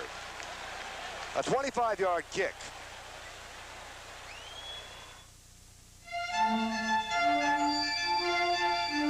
Did you ever notice that just when you think you see the whole... Well, they went quickly on us, and Purdue on the first down play. Jim Everett back to pass, has it batted back in his face. It's an incomplete pass. It'll be second down and 10. Bert Lundquist and Steve Davis here at the Peach Bowl in Atlanta. It was a very close ball game until the final 2:22 of the first half, when Purdue struck suddenly for 2 touchdowns and a 10-point lead. Not to imply that it's not still a close ball game. But Virginia had the lead, and we're heading toward Purdue's goal line rather, when they were unsuccessful on a 4th and 1. Shotgun, good defensive play. Ron Mattis, number 98. Still playing with a cast on that left arm. How much does that hinder him? Well, of course, the key is he's a senior player, and I think mentally he doesn't really care how it hinders him physically, because he wants to play. It's important for him to play. He is a rally leader. He's not an overly emotional type player, but the stability that he gives that front line and the younger players is what is important, and he's the guts of their defensive front. Senior from Ringtown, Pennsylvania, broken left arm in the final regular season game. Third down and 13. 4-man rush. Everett dodges the potential rush, goes into double coverage. There's contact and no flag. Ryan Jackson, number 3, freshman, the 5th defensive back, was one of those who was deep, and he had excellent coverage. Let's look right at the end of the play and see what happened. There's Price. He's working on number 3, Ryan Jackson, and Frazier. I don't think so. Their feet might have got a little bit mangled or mixed up a little bit together, but nothing of a penalty. That's what they call undeserving of a penalty. Incidental contact. That's right, incidental. On the 4th down, Ray Daly getting to return the kick of Thornton. Doesn't get very far to the 28-yard line. I thought Ray Daly had slipped into the twilight zone. I thought he maybe thought that we were going to go and have a fair catch. Well, the beauty of instant replays, you can try the commercial again. Here we go. Someday you've got to see it. We're live from Atlanta's Fulton County Stadium in Atlanta on the final day of 1984, the 17th annual Peach Bowl between the Purdue Boilermakers and Virginia Cavaliers. I'm Vern Lundquist, along with former Oklahoma quarterback Steve Davis. Last time we worked together was here 1 year ago, matter of fact. And it's much nicer today, but it's always good to be back with you. First down and 10, Virginia. They trail 24-14. Harold Petty gets the give and a big hole to the 45-yard line. Rod Woodson saved the touchdown.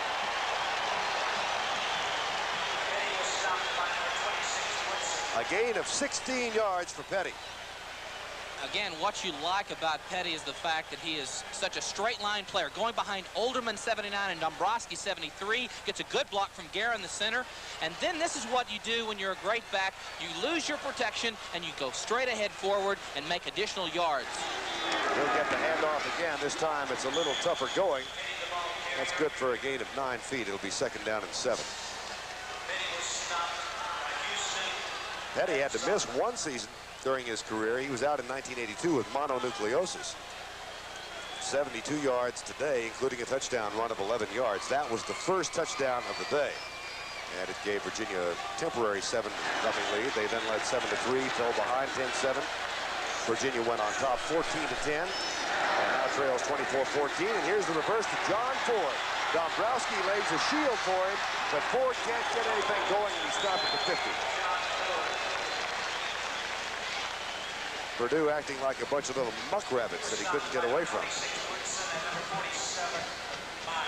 John Ford is the speed wide receiver. I don't know that you're getting, there's a good reaction of Purdue. You see that one man that gets in position to make the tackle, he doesn't. Watch the tackle coming right there by Tommy Lee Myers, number 47.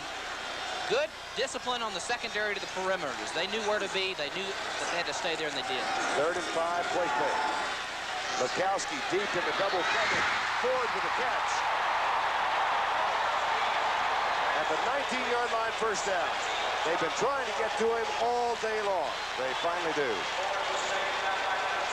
John Ford got a great stick put on him on the previous play. He comes right back. He's working there on number 15, Anderson. Single coverage. Anderson's bumping a little bit, and he has the ability, knowing where he is in the field, to come back and get the ball, and Corey Cooper has to push him out of bounds.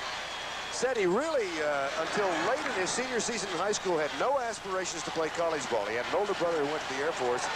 He thought he would do that. His older brother, Adam, said, don't you dare. If you get a chance, you go get the education. So now he's a freshman in Virginia. Harold Petty to the 10-yard line and down to the 9 by Rod Woodson. Now we can see clearly what George Welsh told his people at halftime. We're going to go hammer them, and then when it's an opportunity they think we're going to run, we're going to go throw the ball. So they've almost reversed their player. Howard Petty shows his strength, carries the player, and leg drive strength, makes an additional gain. Virginia first and goal at the 9 with 10:57 to go, third quarter. They trail 24-14. 2 wide receivers split to the left. The play will go to the right side, and Harold Petty with a 5 and cut down at the 3-yard line. I like his power. He really does have power. The coaches say he's a better tackle-to-tackle type runner. Again, what Virginia has done is they've come into the attitude that we're going to go pound away on downs on 1st and 10 plays and be in a position on 3rd down where it's short. If we want to pass, we can. More versatile, smart play, good power. Harold Petty gets a rest. He has 90 yards on 15 carries. It's 2nd and goal from the 3. 24-14. Virginia trails. 2. Harry Word did not get in.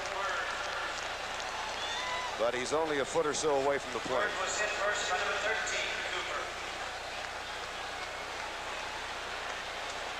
The key is you've got to move that defensive front. Right there, it looked like we had someone that slipped in. Couldn't tell the number. It might have been, can't speculate. One of the linebackers slipped in one of the seams and messed the play up. That's how much on 3rd down.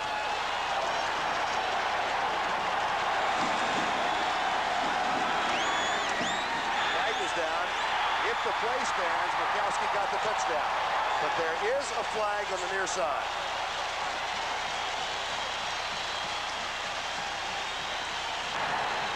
We have offsides, defense, penalty refused, touchdown. You've got to move that defensive front out of the way. They're going to the left side, and that's behind Guerin, the center, Olderman, and Dombrowski. Here it is one more time, working on Zilks, number 71. They're going to roll him up. Just right over the side there on that left side, the strength. That's a 263-pound guard in Bob Olderman and a 290-pound tackle in Jim Dombrowski. The extra point is up and good. A 71-yard drive in 8 plays, 3 minutes and 22 seconds. Virginia's back in it. Well, that is always a special game, and special tomorrow for a couple of reasons. First of all, the final regular collegiate appearance of Doug Flutie, but also our colleague Lindsey Nelson calling his 25th consecutive Cotton Bowl game. That's quite a record, and our congratulations to him. Here's the kickoff by Virginia. Be taken by Wallace, who lets it bounce, gets the good hop, picks it up at the 8. But then is nailed as he gets near the 17-yard line. That is a gutsy way to catch a kickoff, because that position 2 or 3 yards away from you in that position, that ball could have taken an errant bounce, and you're in bad field position and possibly turn the ball over. So that was a rather daring move. Didn't turn into a turnover, but could have been a mistake. Purdue has had problems in the third quarter all year long, and they have gotten only 7 points, or they have given up 7 points already in the first Virginia drive of this quarter. First down at the 18-yard line. Everett with a play fake and a deep pass. Man is open. Out of bounds at the 37. Steve Griffin and Ray Daly made the tackle, number 8. That's a 19-yard gain for the junior from Miami. Not a big guy, Steve, 5'11", 185, but again, that great speed. He really is. He was an average freshman in terms of a receiver when he first came to Purdue, but he has really developed into a player. Tom Kilgannon, number 77, the right defensive tackle, really put a good rush on Everett, but he was able to get the ball off and complete the pass. 24-21, Purdue has the lead. Carter going left, weaving his way for about 5 yards out near the 42-yard line. Kevin Gold, number 19, sophomore from Hampton, Virginia, made the tackle. If the first couple of plays are any indication of the style that Virginia's going to have defensively against Everett, it seems like they're going to rely more on the rush of Mattis, Bond, and Kilgannon rather than trying to take chances and blitzing. Maybe drop back and play pass defense. Maybe Rush, that's a smarter trial. Rush 3 and drop 8, right? Watch and see if that's the tactic they employ. Incomplete. Bob Sweeney put a pretty good pop on the intended receiver, Rodney Carter.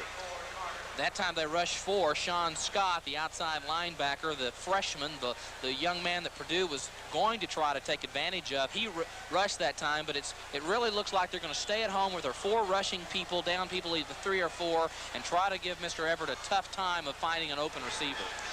The third down and 5. Jim Everett now 13 of 28 for 177 yards, 3 touchdowns, 2 interceptions. Jeff Price, Steve Griffin, and Rick Bruner, all 3 in the lineup as Everett operates out of the shotgun. 8:37 to go, third quarter. Everett with a quick pass to Griffin in the flat. Little dipsy doodle, he should have a first down. He does at the 49-yard line. Russ Swan, number 93, made the tackle. You have got to like the play selection and the mind, the thinking process of the offensive coaches. The previous play, Sean Scott, the outside backer, came. So Everett comes right back the next play, expecting the same thing. Scott rushes quickly, so they dump it to the flat area where Scott's vacated, just now picking it apart. So that's a smart offensive call. First down and 10. Everett out of the regular set this time. Lays it across the middle to his fullback, Bruce King, and that's close for another first down at the 29-yard line. This is one thing Jim Everett will have to improve on, I think, because watching this time, he gets a little bit lazy with his pass. Yes, he's going to complete it, but he just kind of sidearms the ball just to get it in there real quick. Maybe that's their style, but you've got to throw every time. Rotate your shoulders, do the right things every time. It's just like you're playing in practice. Look at the protection of those people blocking. There's 74. Drew Banks, he's replacing right now Jamot, 67. First down and 10. From the shotgun on first down, it's the handoff. Tried to cross him up and did for a moment as Bruce King runs into the arms of Charles McDaniel, number 30.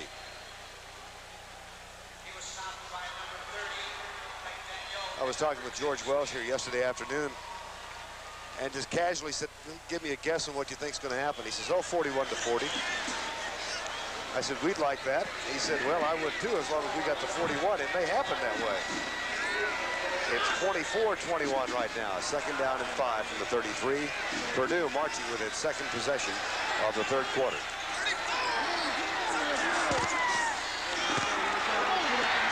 Blocking Carter. They'll move the chain again as he gets to the 26-yard line.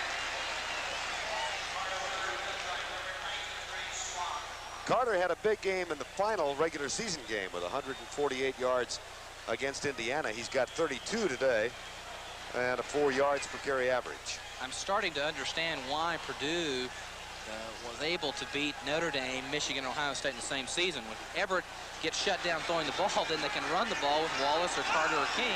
They really have a versatile attack. It'll be a first and 10, 24-21. Here comes the blitz. Everett gets great protection. Then it breaks down with good secondary coverage, and he's sacked for one of the few times today. He had time, but while his line picked up the blitz, the secondary backs of Virginia were not giving way, and finally everything broke down. Tom Kilgannon got it. Watch the secondary. They've got man coverage now. They've got to go pick up people. They're picking everyone up because they know that they're one-on-one with their receiver that's coming into their area, sticking with them all the way through the play. Everett had a lot of time, but it finally broke down, and he was able to not get the pass off. That is the first sack by either team today, and it'll be a second down and 16 from the 32. Again, Purdue out of the shotgun.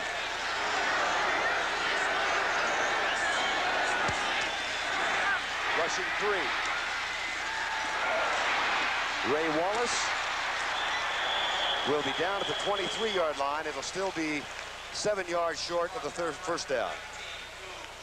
Kevin Gould made the tackle, number 19. Wallace, the junior from Indianapolis, Indiana.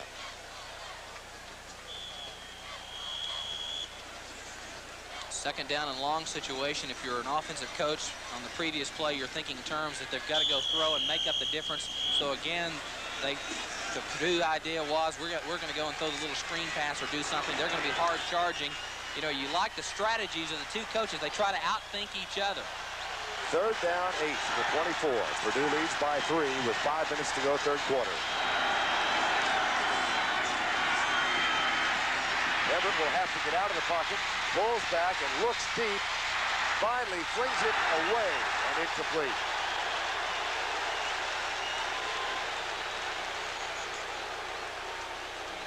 To the disapproval of the Virginia fans and some of those on the sidelines. This is a tough play for if you're a defensive back, because now Jim Everett, because of Sean Scott, is forced out of the pocket. Now, as a defensive man, you've got to go find those receivers. They're moving around. Look, they're finding open areas. They're trained. If the play becomes an impromptu play, go to the open area. The defensive backs, they've got to react the same way. Never let up. Don't lose your concentration. That was an uncatchable pass. That's the rule. And here's Rendina to kick his second field goal of the day. No good.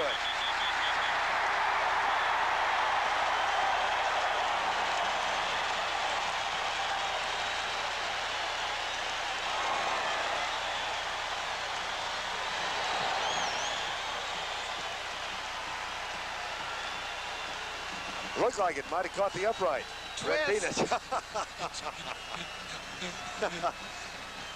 Not enough torque. Timeout. NCAA basketball returns to CBS next Saturday. Most of you around the country will see North Carolina State against Kentucky. Or those of you on the West Coast, join Steve Brody and me for the Oregon State-Washington game in Seattle. That's at 3 o'clock Pacific time.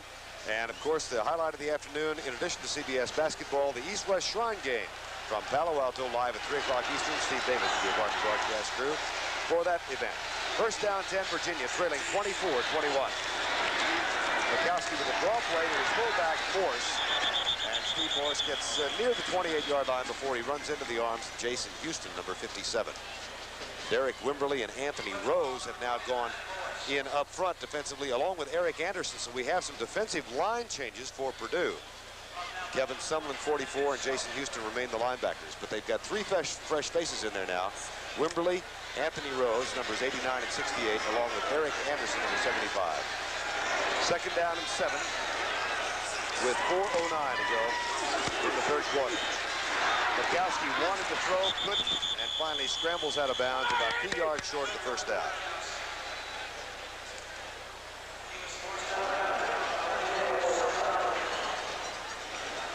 There was a wonderful quote about him by Paul Doherty about Mikowski in the Norfolk Ledger-Star, talking about how sometimes he doesn't look all that attractive. Doherty's quote was, "If quarterbacks can be said to win ugly, then Mikowski is the portrait of triumphant homeliness." He does win, baby, win. That's it. What you got to do. Exactly. Third down and 2.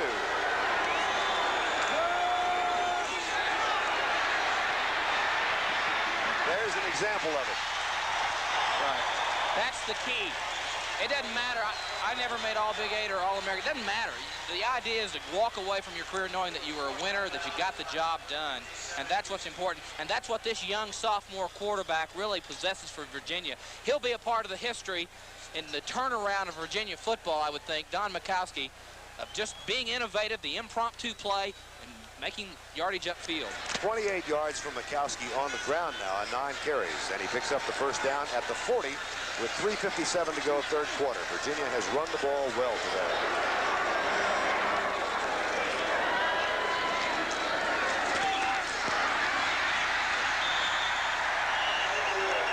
Barry Word. I think I know who George Welsh chewed on at halftime. Dombrowski, Olderman, Guerin, Battle, and Chapin. That the front offensive line. Exactly.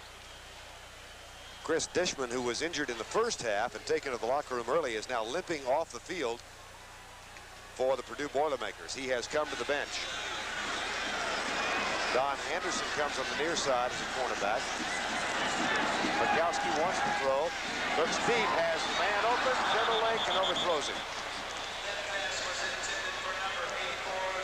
Gino Zimmerlink had a touchdown catch back in the first half. There's Chris Dishman. He's a redshirt freshman from Louisville. Talk about the offensive line of Virginia. They're excellent blockers on the left side. There's had some problems at right guard, and Chapin at right tackle to the first start. Their majors are biology, commerce, electrical engineering, and economics. Third and short, first down plus.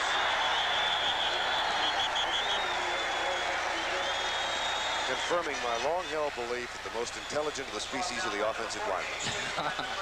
I tell you, watch the surge of the offensive linemen. They've got to get the job done. That's where it's done. That's where you win football games. And watch, he goes right behind his center and his left guard, Olderman. Then he, rather than go to the turf, he realizes there's a seam there. Takes on the hit by 26, Woodson, but makes the 1st and 10.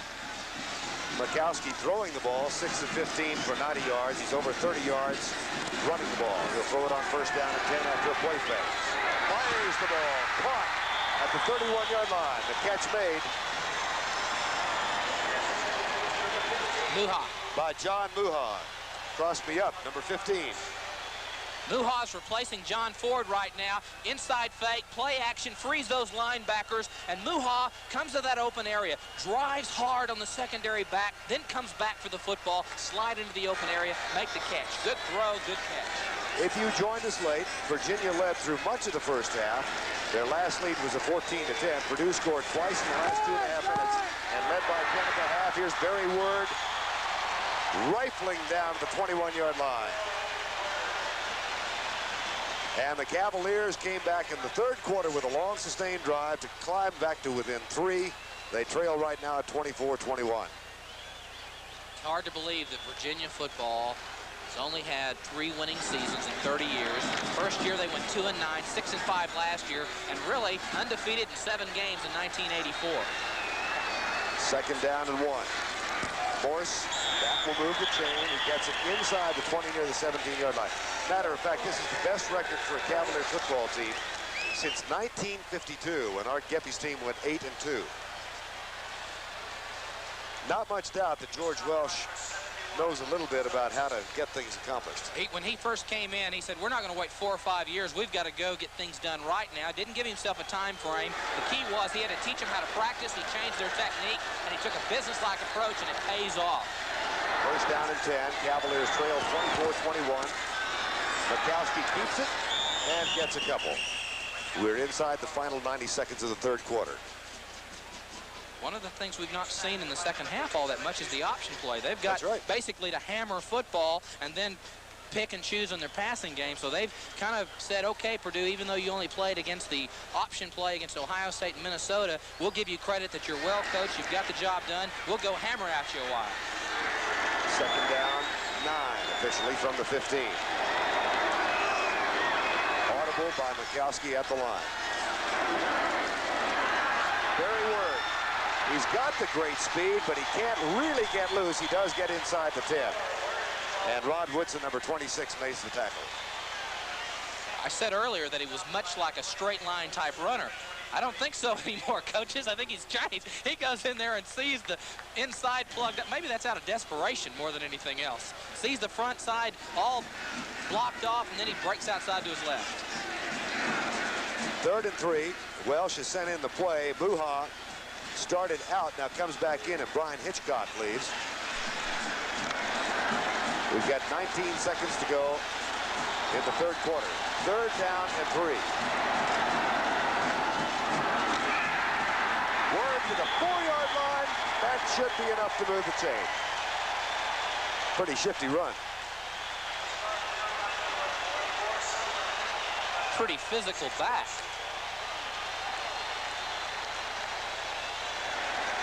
6'2", 214, world-class hurdler, a slasher-type speed. They say he's a straight-line type runner, not a finesse, but I mean, he just went right after them. That's the end of the third quarter. We'll return after this commercial break and a word from your local station. We're back for the final 15 from the 17th annual Peach Bowl in Atlanta, Georgia. First down and goal, Virginia. They've got the ball at the 4-yard line, trailing by 3. Vern Lundquist along with Steve Davis. Barry Ward slips, picks up 1. It'll be 2nd and goal from the 4. George Welsh sends his plays in. What do you think?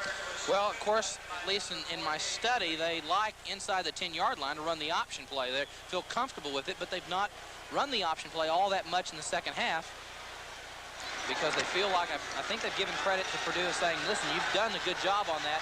I think they're going to go power football.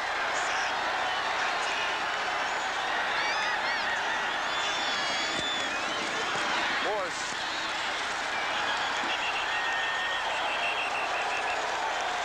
Maybe they ought to try the option play.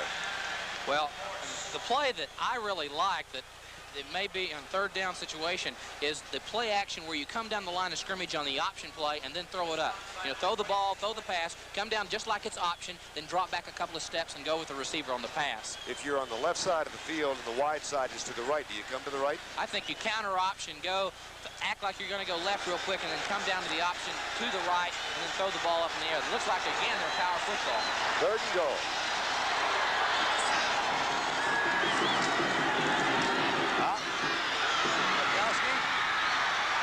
Does not get there. Brad Horner, number 92, the nose guard, made the tackle, and they will settle for an attempt at the field goal. On 4th down, they were able to move it just 2 yards down to the 2. Again, it was a kind of a play action, just what I thought. They didn't go to the side I felt like they would go to. They went to the short side of the field. That gave the quarterback the option to throw or run. Come up short. As a result, Kenny Stadlin will try what amounts to an extra point, but he's got a bad angle from the left. Kick is up. Kick is good. We're tied.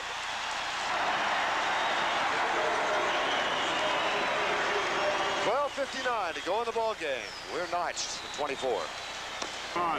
There's a young lady who welcomed us on the air about 2.5 hours ago, Tammy Tesh, the 1984 Peach Bowl queen, and surrounded now as she was then by the other 9 members of her court, the princesses. And what a lovely group of young ladies they all are. Most of them college students from the Atlanta area or the Georgia area. Here's the kickoff by Stadlin. It'll be allowed to go through the end zone, touchback Purdue.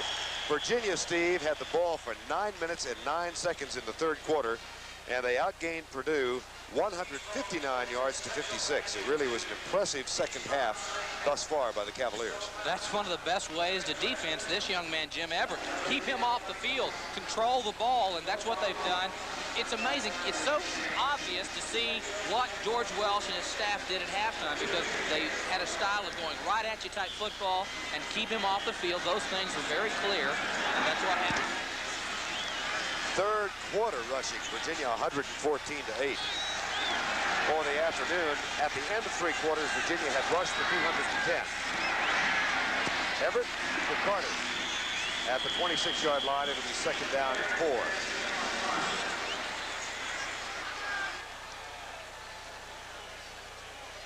4. Rodney Carter with the catch, and it'll be officially given as a 27-yard line. That's the difference. That's the difference, Vern. We haven't talked about it, but the edge program that Coach Burnett brought into the system last year, they lost several ball games, 3 games, in fact, in situations that they should have won. That close ability shows it works. We'll talk about it in a minute. Everett, Carter, boom! Charles McDaniel, who is the leading tackler on the Virginia squad, and I think you've got a pretty good example of why. Wonder if his uncle, Hootie Ingram, or his cousin, rather, Hootie Ingram, the athletic director at Florida State, enjoyed that. Oh. Ouch. It'll be third down. And they need the 30-yard line. 3rd and 2 officially.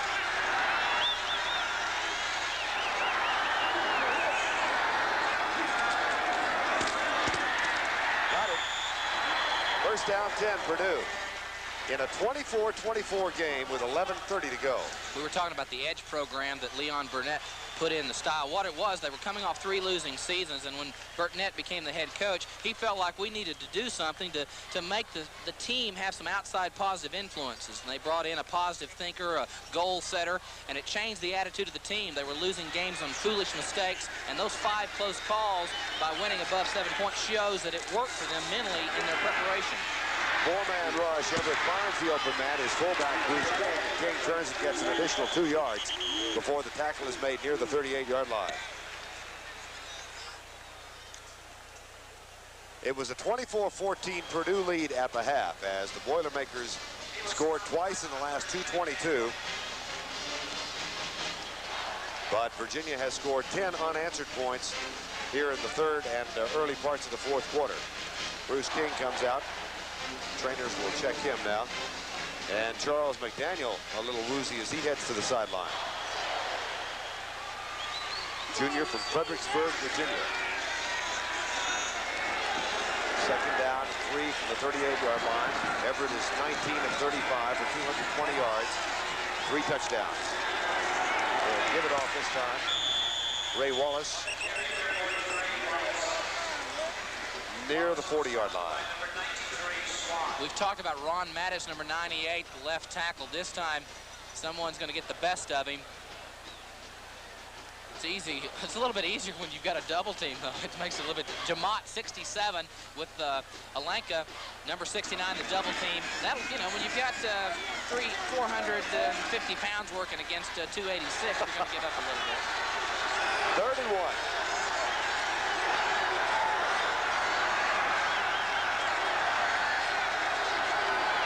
Adjustment by Everett. Don't know. Scramble. Who got it?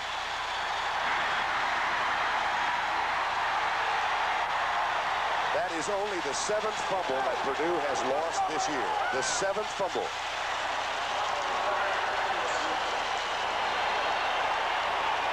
You've got to wonder what the play was called, because Jim Everett, he saw something in the defensive set. They changed the play at the line of scrimmage. He was expecting something else. Maybe he thought the linebackers were going to be out of position, but they came into a blitz, and it disrupted the play and everything, and someone makes a good hit out of the secondary, maybe Sweeney or Lyles, as the ball pops loose, and it's a big turnover. And it looks like Scott Matheson, the junior from Virginia Beach, Virginia, number 60, made the recovery. First down, Virginia, and they've got the ball at the 42. Mikowski hands it off. Harold Petty breaks a tackle, picks up 8 yards. How would you like to be a Purdue defensive lineman and tackle Barry Wood all afternoon and know that he's going to be hitting and pounding at you, and then Wood goes to the sidelines, and here comes Petty. Petty's the starter and has had an outstanding year. I think I just called it Harold. It's Howard.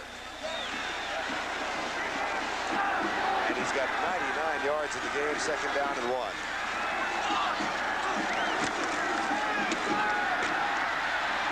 That's putting over 100 for the game. Petty inside the 30. In watching films of the Maryland game, I really felt like, and I've written it on my spotting board, that both are physically assaulting, and I think probably that doesn't describe fairly how assaulting they really are. Got an injured player down. Trainers are out to tend on him. Timeout has been called. We're tied at 24. Thus far in 1984, Virginia's had the better of it in the 4th quarter, and they have an opportunity to take the lead now with a first down 10 at the 29-yard line. Tie game 24-24. Mikowski has a man open. It's Zemmerlink, and he's got a first down at the 14-yard line. There's also a flag down as Gino Zemmerlink runs a crossing pattern and gets the big catch. Late hit Purdue, 16-yard gain. Well, they describe Zemmerlink as a free spirit. And right now, I'm sure he's really happy young man. Here's the call. That'll be a half the distance call.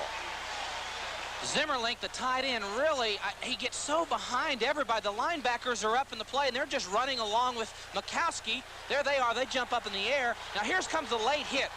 There's one. It comes from the left right here. I think it was, I think it was Merkel Williams, number 42, because he came out of the ball game. On Purdue, that's an automatic first down for spearing.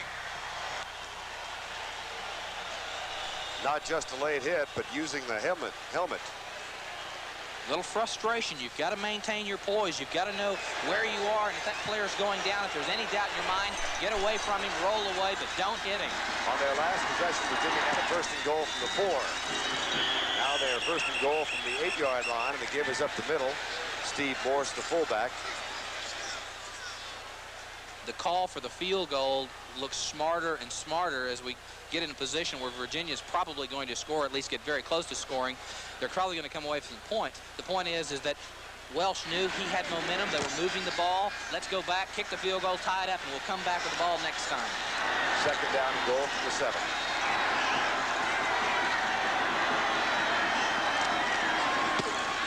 Petty is down to the 2-yard line. For the 3rd time this season, Howard Petty has gone over 100 yards. Earlier, he had 131 against Wake Forest and 114 against Duke. Prior to that carry, he was at 111 yards for the day. And he has been most impressive. 107 yards officially now. When you're running inside the tackles, you've just got to go and put head on head. He goes right into Jason Houston, the linebacker, hits him right in the mouth where you've got to make something happen. 3rd and goal from the 3.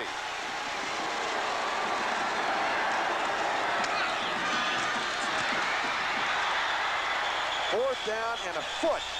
Can't be much more than that.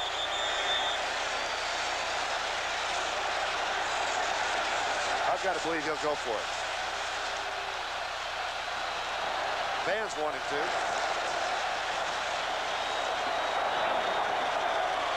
Timeout has been called while Virginia talks it over.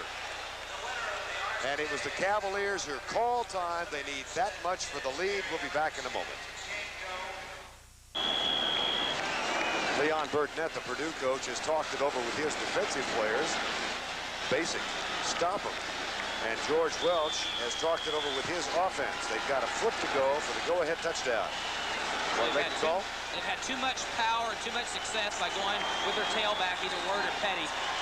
I've got to think that they're going to go behind that offensive line, go behind their strength, and use the backs that have brought them this far in the drive. Okay, if you've got Dombrowski, number 73, at 290 pounds, and Olderman, number 79, at 265 pounds on the left side. Whoops, now we got a flag down. I can't believe it. I can't. Delay of game after a timeout. What in the world? To get the field goal. To drop back, to get a little bit more distance between the goalposts, to go and kick the field goal. Are you saying it's a deliberate delay of game? They have delay on Virginia exceeding the 25-second clock. It's still 4th down. You've got to accept the penalty. That is an automatic penalty. Delay of game. So there was no option. You think they took a deliberate delay of game to get the field goal? I'm shocked. High snap. Stadlin's kick is good. Virginia has the lead, but it's only by 3 when it might have been 7. 7:17 remaining in the ball game. Virginia leads by 3. Having called timeout to discuss their options on 4th and a foot, the Cavaliers then took what Steve is convinced was a deliberate delay of game call to kick the field goal. Now they're going to get another delay of game call for kicking it out of bounds. When you said it was deliberate, it took me by surprise, but I think you're right, because when we came back after the timeout, they never broke the huddle for 25 seconds. Never left the huddle. They were letting the clock run down. They knew what they were doing. The point is, George Welch wants to win the football game. Maybe he felt like the field goal was a better way to go about it, but I just really feel like that's playing it a little bit too conservative. If I would have been the quarterback or a running back or an offensive line and busted my butt all the way down the field, I'd go want to score the touchdown. And but that's the coach, and the coach makes the decision. George does not look like a guy right now who's thrilled with a 3-point lead. Well, he shouldn't be. With Jim Everett, he can take him down the field, and he can get the field goal and tie it right back up. So what have you done for yourself?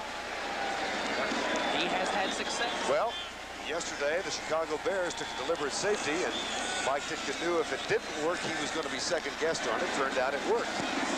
And I'm sure George Welch knows that if this tactic doesn't work, newspaper columnists will have a field day with that. There's a pretty good return after the 33-yard line. Speaking of Mike Ditka and the Chicago Bears, they will be at the 49ers next Sunday afternoon, as Bill Walsh and the San Francisco 49ers have the home field advantage for the NFC Championship game. It all begins with the NFL Today live at 3:30 Eastern Time next Sunday, as either Chicago or the 49ers will be the NFC representative in the Super Bowl in 1985. Want to take a guess? I think it's going to be a whale of a game. I like the Bears. Of course, you can't knock San Francisco. They're so successful, but I like the Bears. Everett, screen pass works, Carter. But it doesn't work for a whole lot as he gets near the 37-yard line. Rodney Carter made the catch.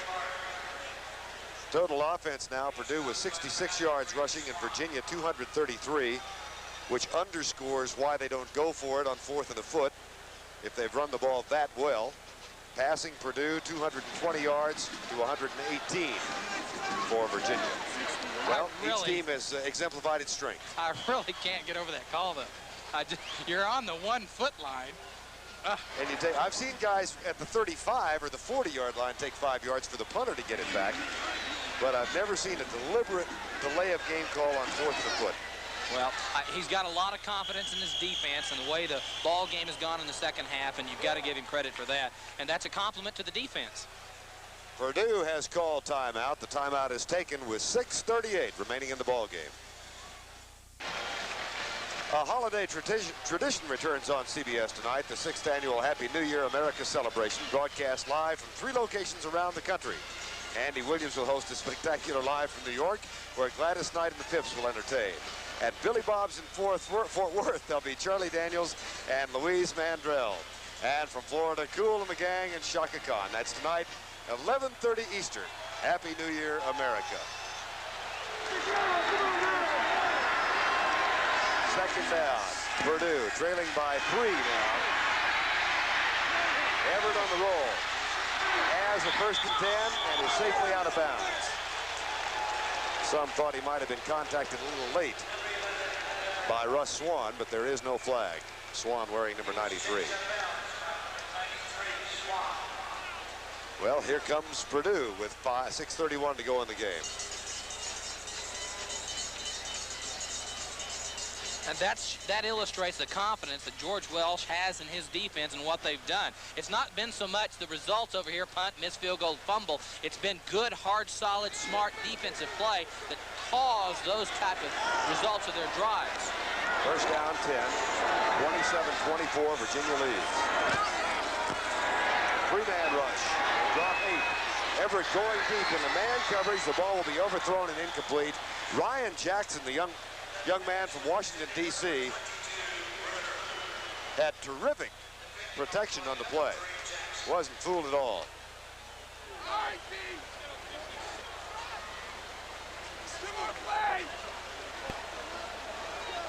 Everett now 20 of 37 for 225 yards, 3 touchdowns, all in the first half. He's been intercepted twice.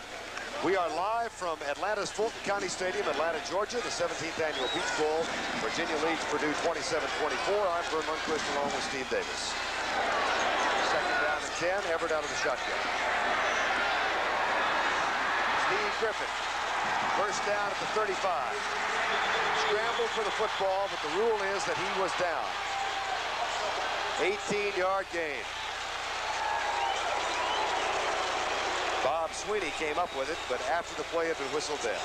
They go 3 deep, 4-man underneath coverage, and Steve Griffin splits it right down the middle, right behind the 3 underneath men, and makes the grab. Jim Everett had the presence to know where he was and throw it. He goes to the turf, but then fumbles, and of course it's still Purdue's ball. No question the ground caused the fumble, and the ground cannot cause the fumble. Purdue with a first down at the 35 with 6:10 to go in the game. Everett, 21 of 38 for 243 yards. The only man who has ever passed for more yardage in the Peach Bowl was Chuck Long of Iowa in 1982. In the face of some pretty good pressure, a man is open. Caught, no, incomplete.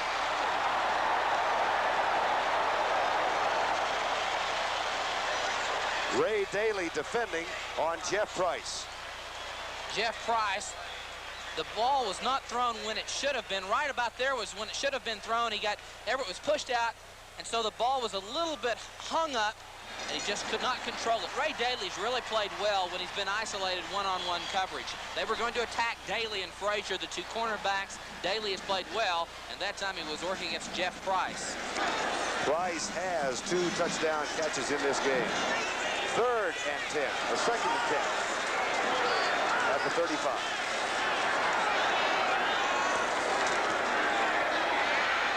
Flag is down. Ball is incomplete. Russ Swan defending number 93. Jerry Boat, number 65, the center, goes over to backfield in motion. Well, now an interesting option for George Welsh and the Virginia Cavaliers. Do you want 3rd and 10 or 2nd and 15 against Jim Everett? Decline it. There's Don Mikowski, the 6'9" high jumper in high school. Illegal motion. Purdue refused. 3rd down. That's right. Take that 3rd down. The way he can throw 15 yards, 20 yards means nothing. Take the 3rd down. Put him in a pressure situation. Now he's got to go throw the ball. All right, defensively, do you rush 3 and drop 8 again, or you try and play some schemes? Play a couple of games. I'd rush 4. Rush 4? With a fanatical effort. 3rd and 10 from the 35. 5:44 to go in the game. Purdue trails 27-24.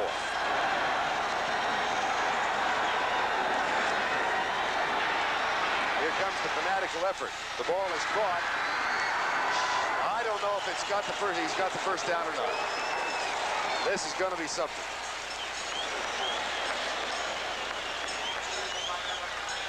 Here is one of those all-important spots. Left foot or right foot. John Madden. You know, Madden says that all the time. If the guy's got a big right foot, you know. I would assume that if he's got a big right foot, though, he'd have a big left foot. Yeah, I mean, you know. Most of them I've seen in years have been equal proportion. Yeah, that's right. There it is. Oh, got it. First down, Purdue. On a 3rd and 10 call. Fanatical effort by the pass rush. It just wasn't enough. Drop back, play pass defense, and it just got enough yardage for the 1st and 10. He's thinking 3 points. I wonder if he's thinking he could have had 7. He may need 7. 1st and 10, Purdue. 5:12 to go in the game. Now you take a risk on defense. Here they come with the blitz. Flags are down. And they came before the play was snapped.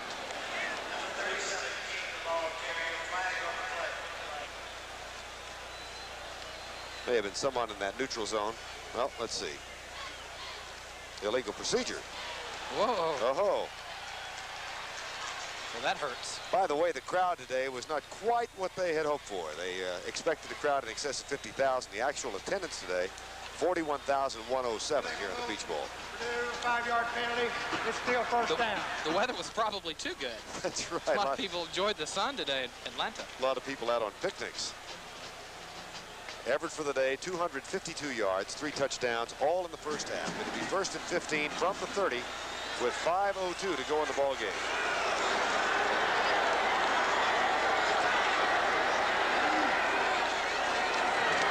Blitz is coming again. Everett stands strong. Intercepted, I believe. Ray Daly's got his 2nd of the day.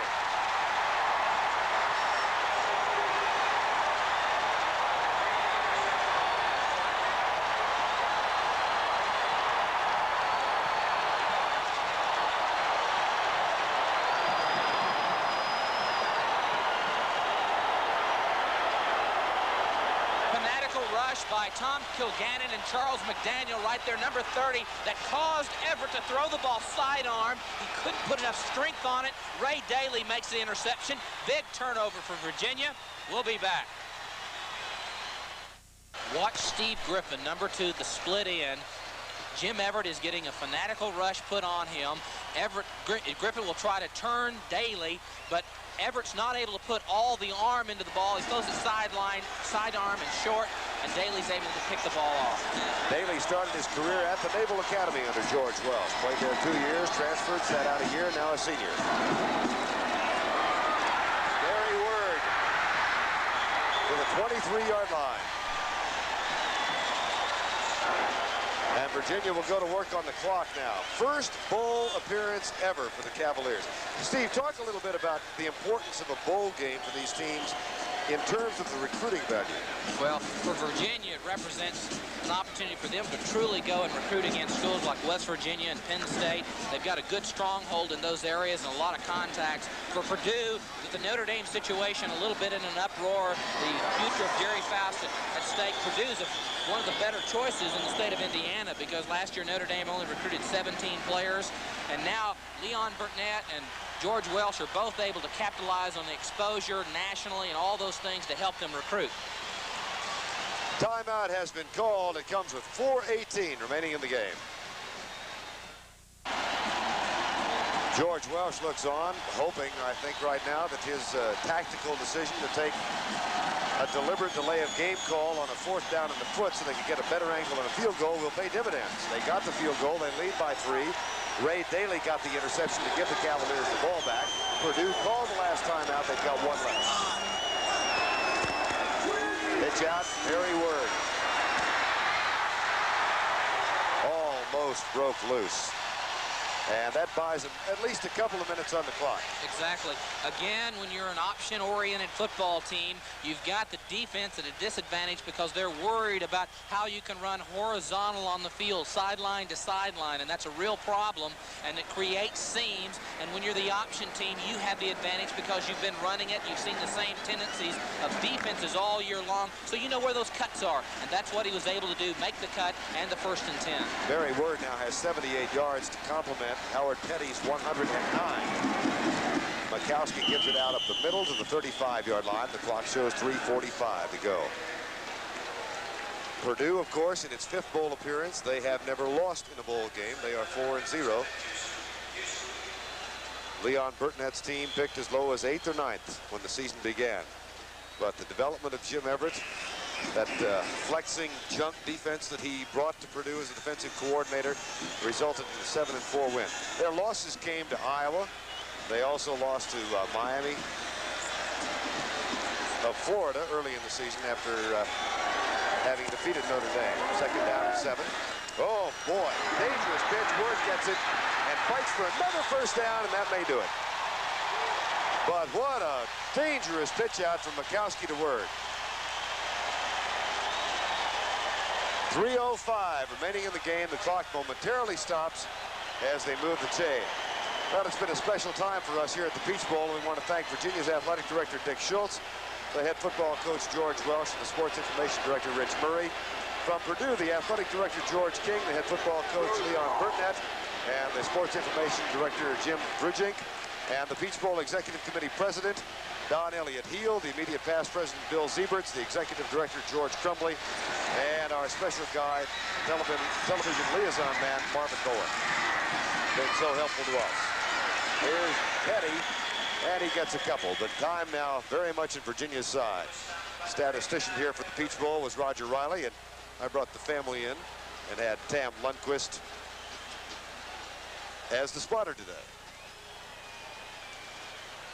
Of course, we said we would select the most valuable player for each team, and we have so chosen our most valuable player for Purdue, Jim Everett, who threw 3 touchdown passes today, and for Howard Petty, the most valuable award in part of Virginia, 111 yards, 20 carries, 1 touchdown. A $1,000 scholarship will go to both schools in behalf of each of those players. 1:55 and counting. And it looks like Virginia will wind up the season with an 8-2-2 mark. Well, it's a tremendous accomplishment what George Welsh has accomplished in so little time at Virginia. And I know that the people of Virginia have just got to be elated with the performance on the field that the Cavaliers have shown and displayed all year long. 3rd down. Running for the 1st down and perhaps the game. He's got it. That should put the cap on it. And there is elation on the Virginia bench.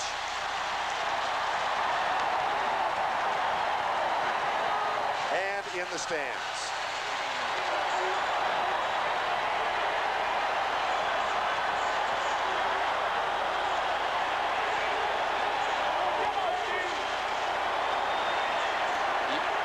You've got to admire the confidence that George Welsh had by taking the delay of game penalty, dropping back 5 yards, kicking the 3 points, and saying, okay, defense, you go out and win the ball game for them. And that's what's happened. They created the turnover. Now the offense is controlling the clock. Final minute of the game.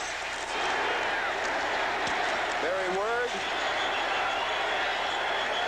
for a loss. I want to thank our producer here at the 17th Annual Peach Bowl, also Rick Sharp. Good to work with you again, Rick. And Larry Cavallina, our director, in charge of the pictures. The executive producer of college sports on CBS is Kevin O'Malley.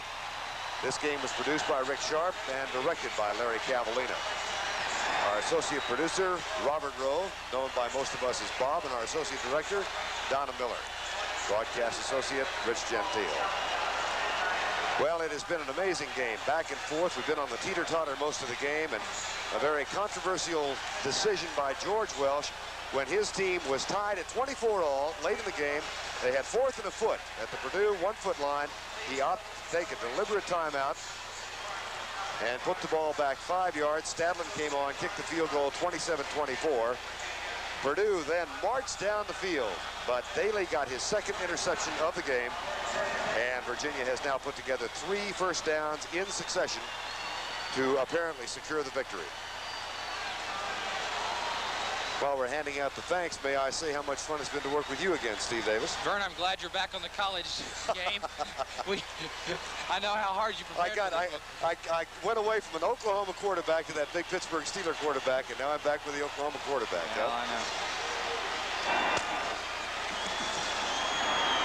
know. 46 seconds to go.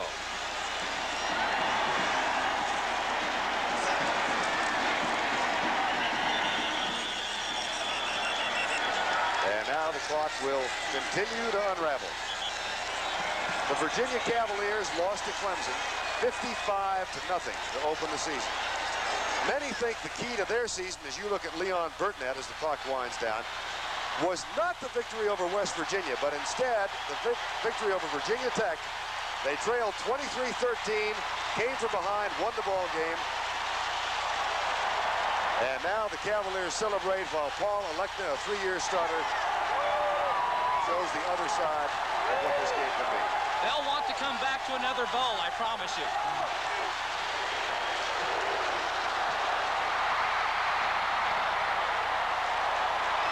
Be sure to be with us tomorrow for the Cotton Bowl, starting at 12:30 Eastern with Heisman Trophy winner Doug Flutie and Southwest Conference champs Houston.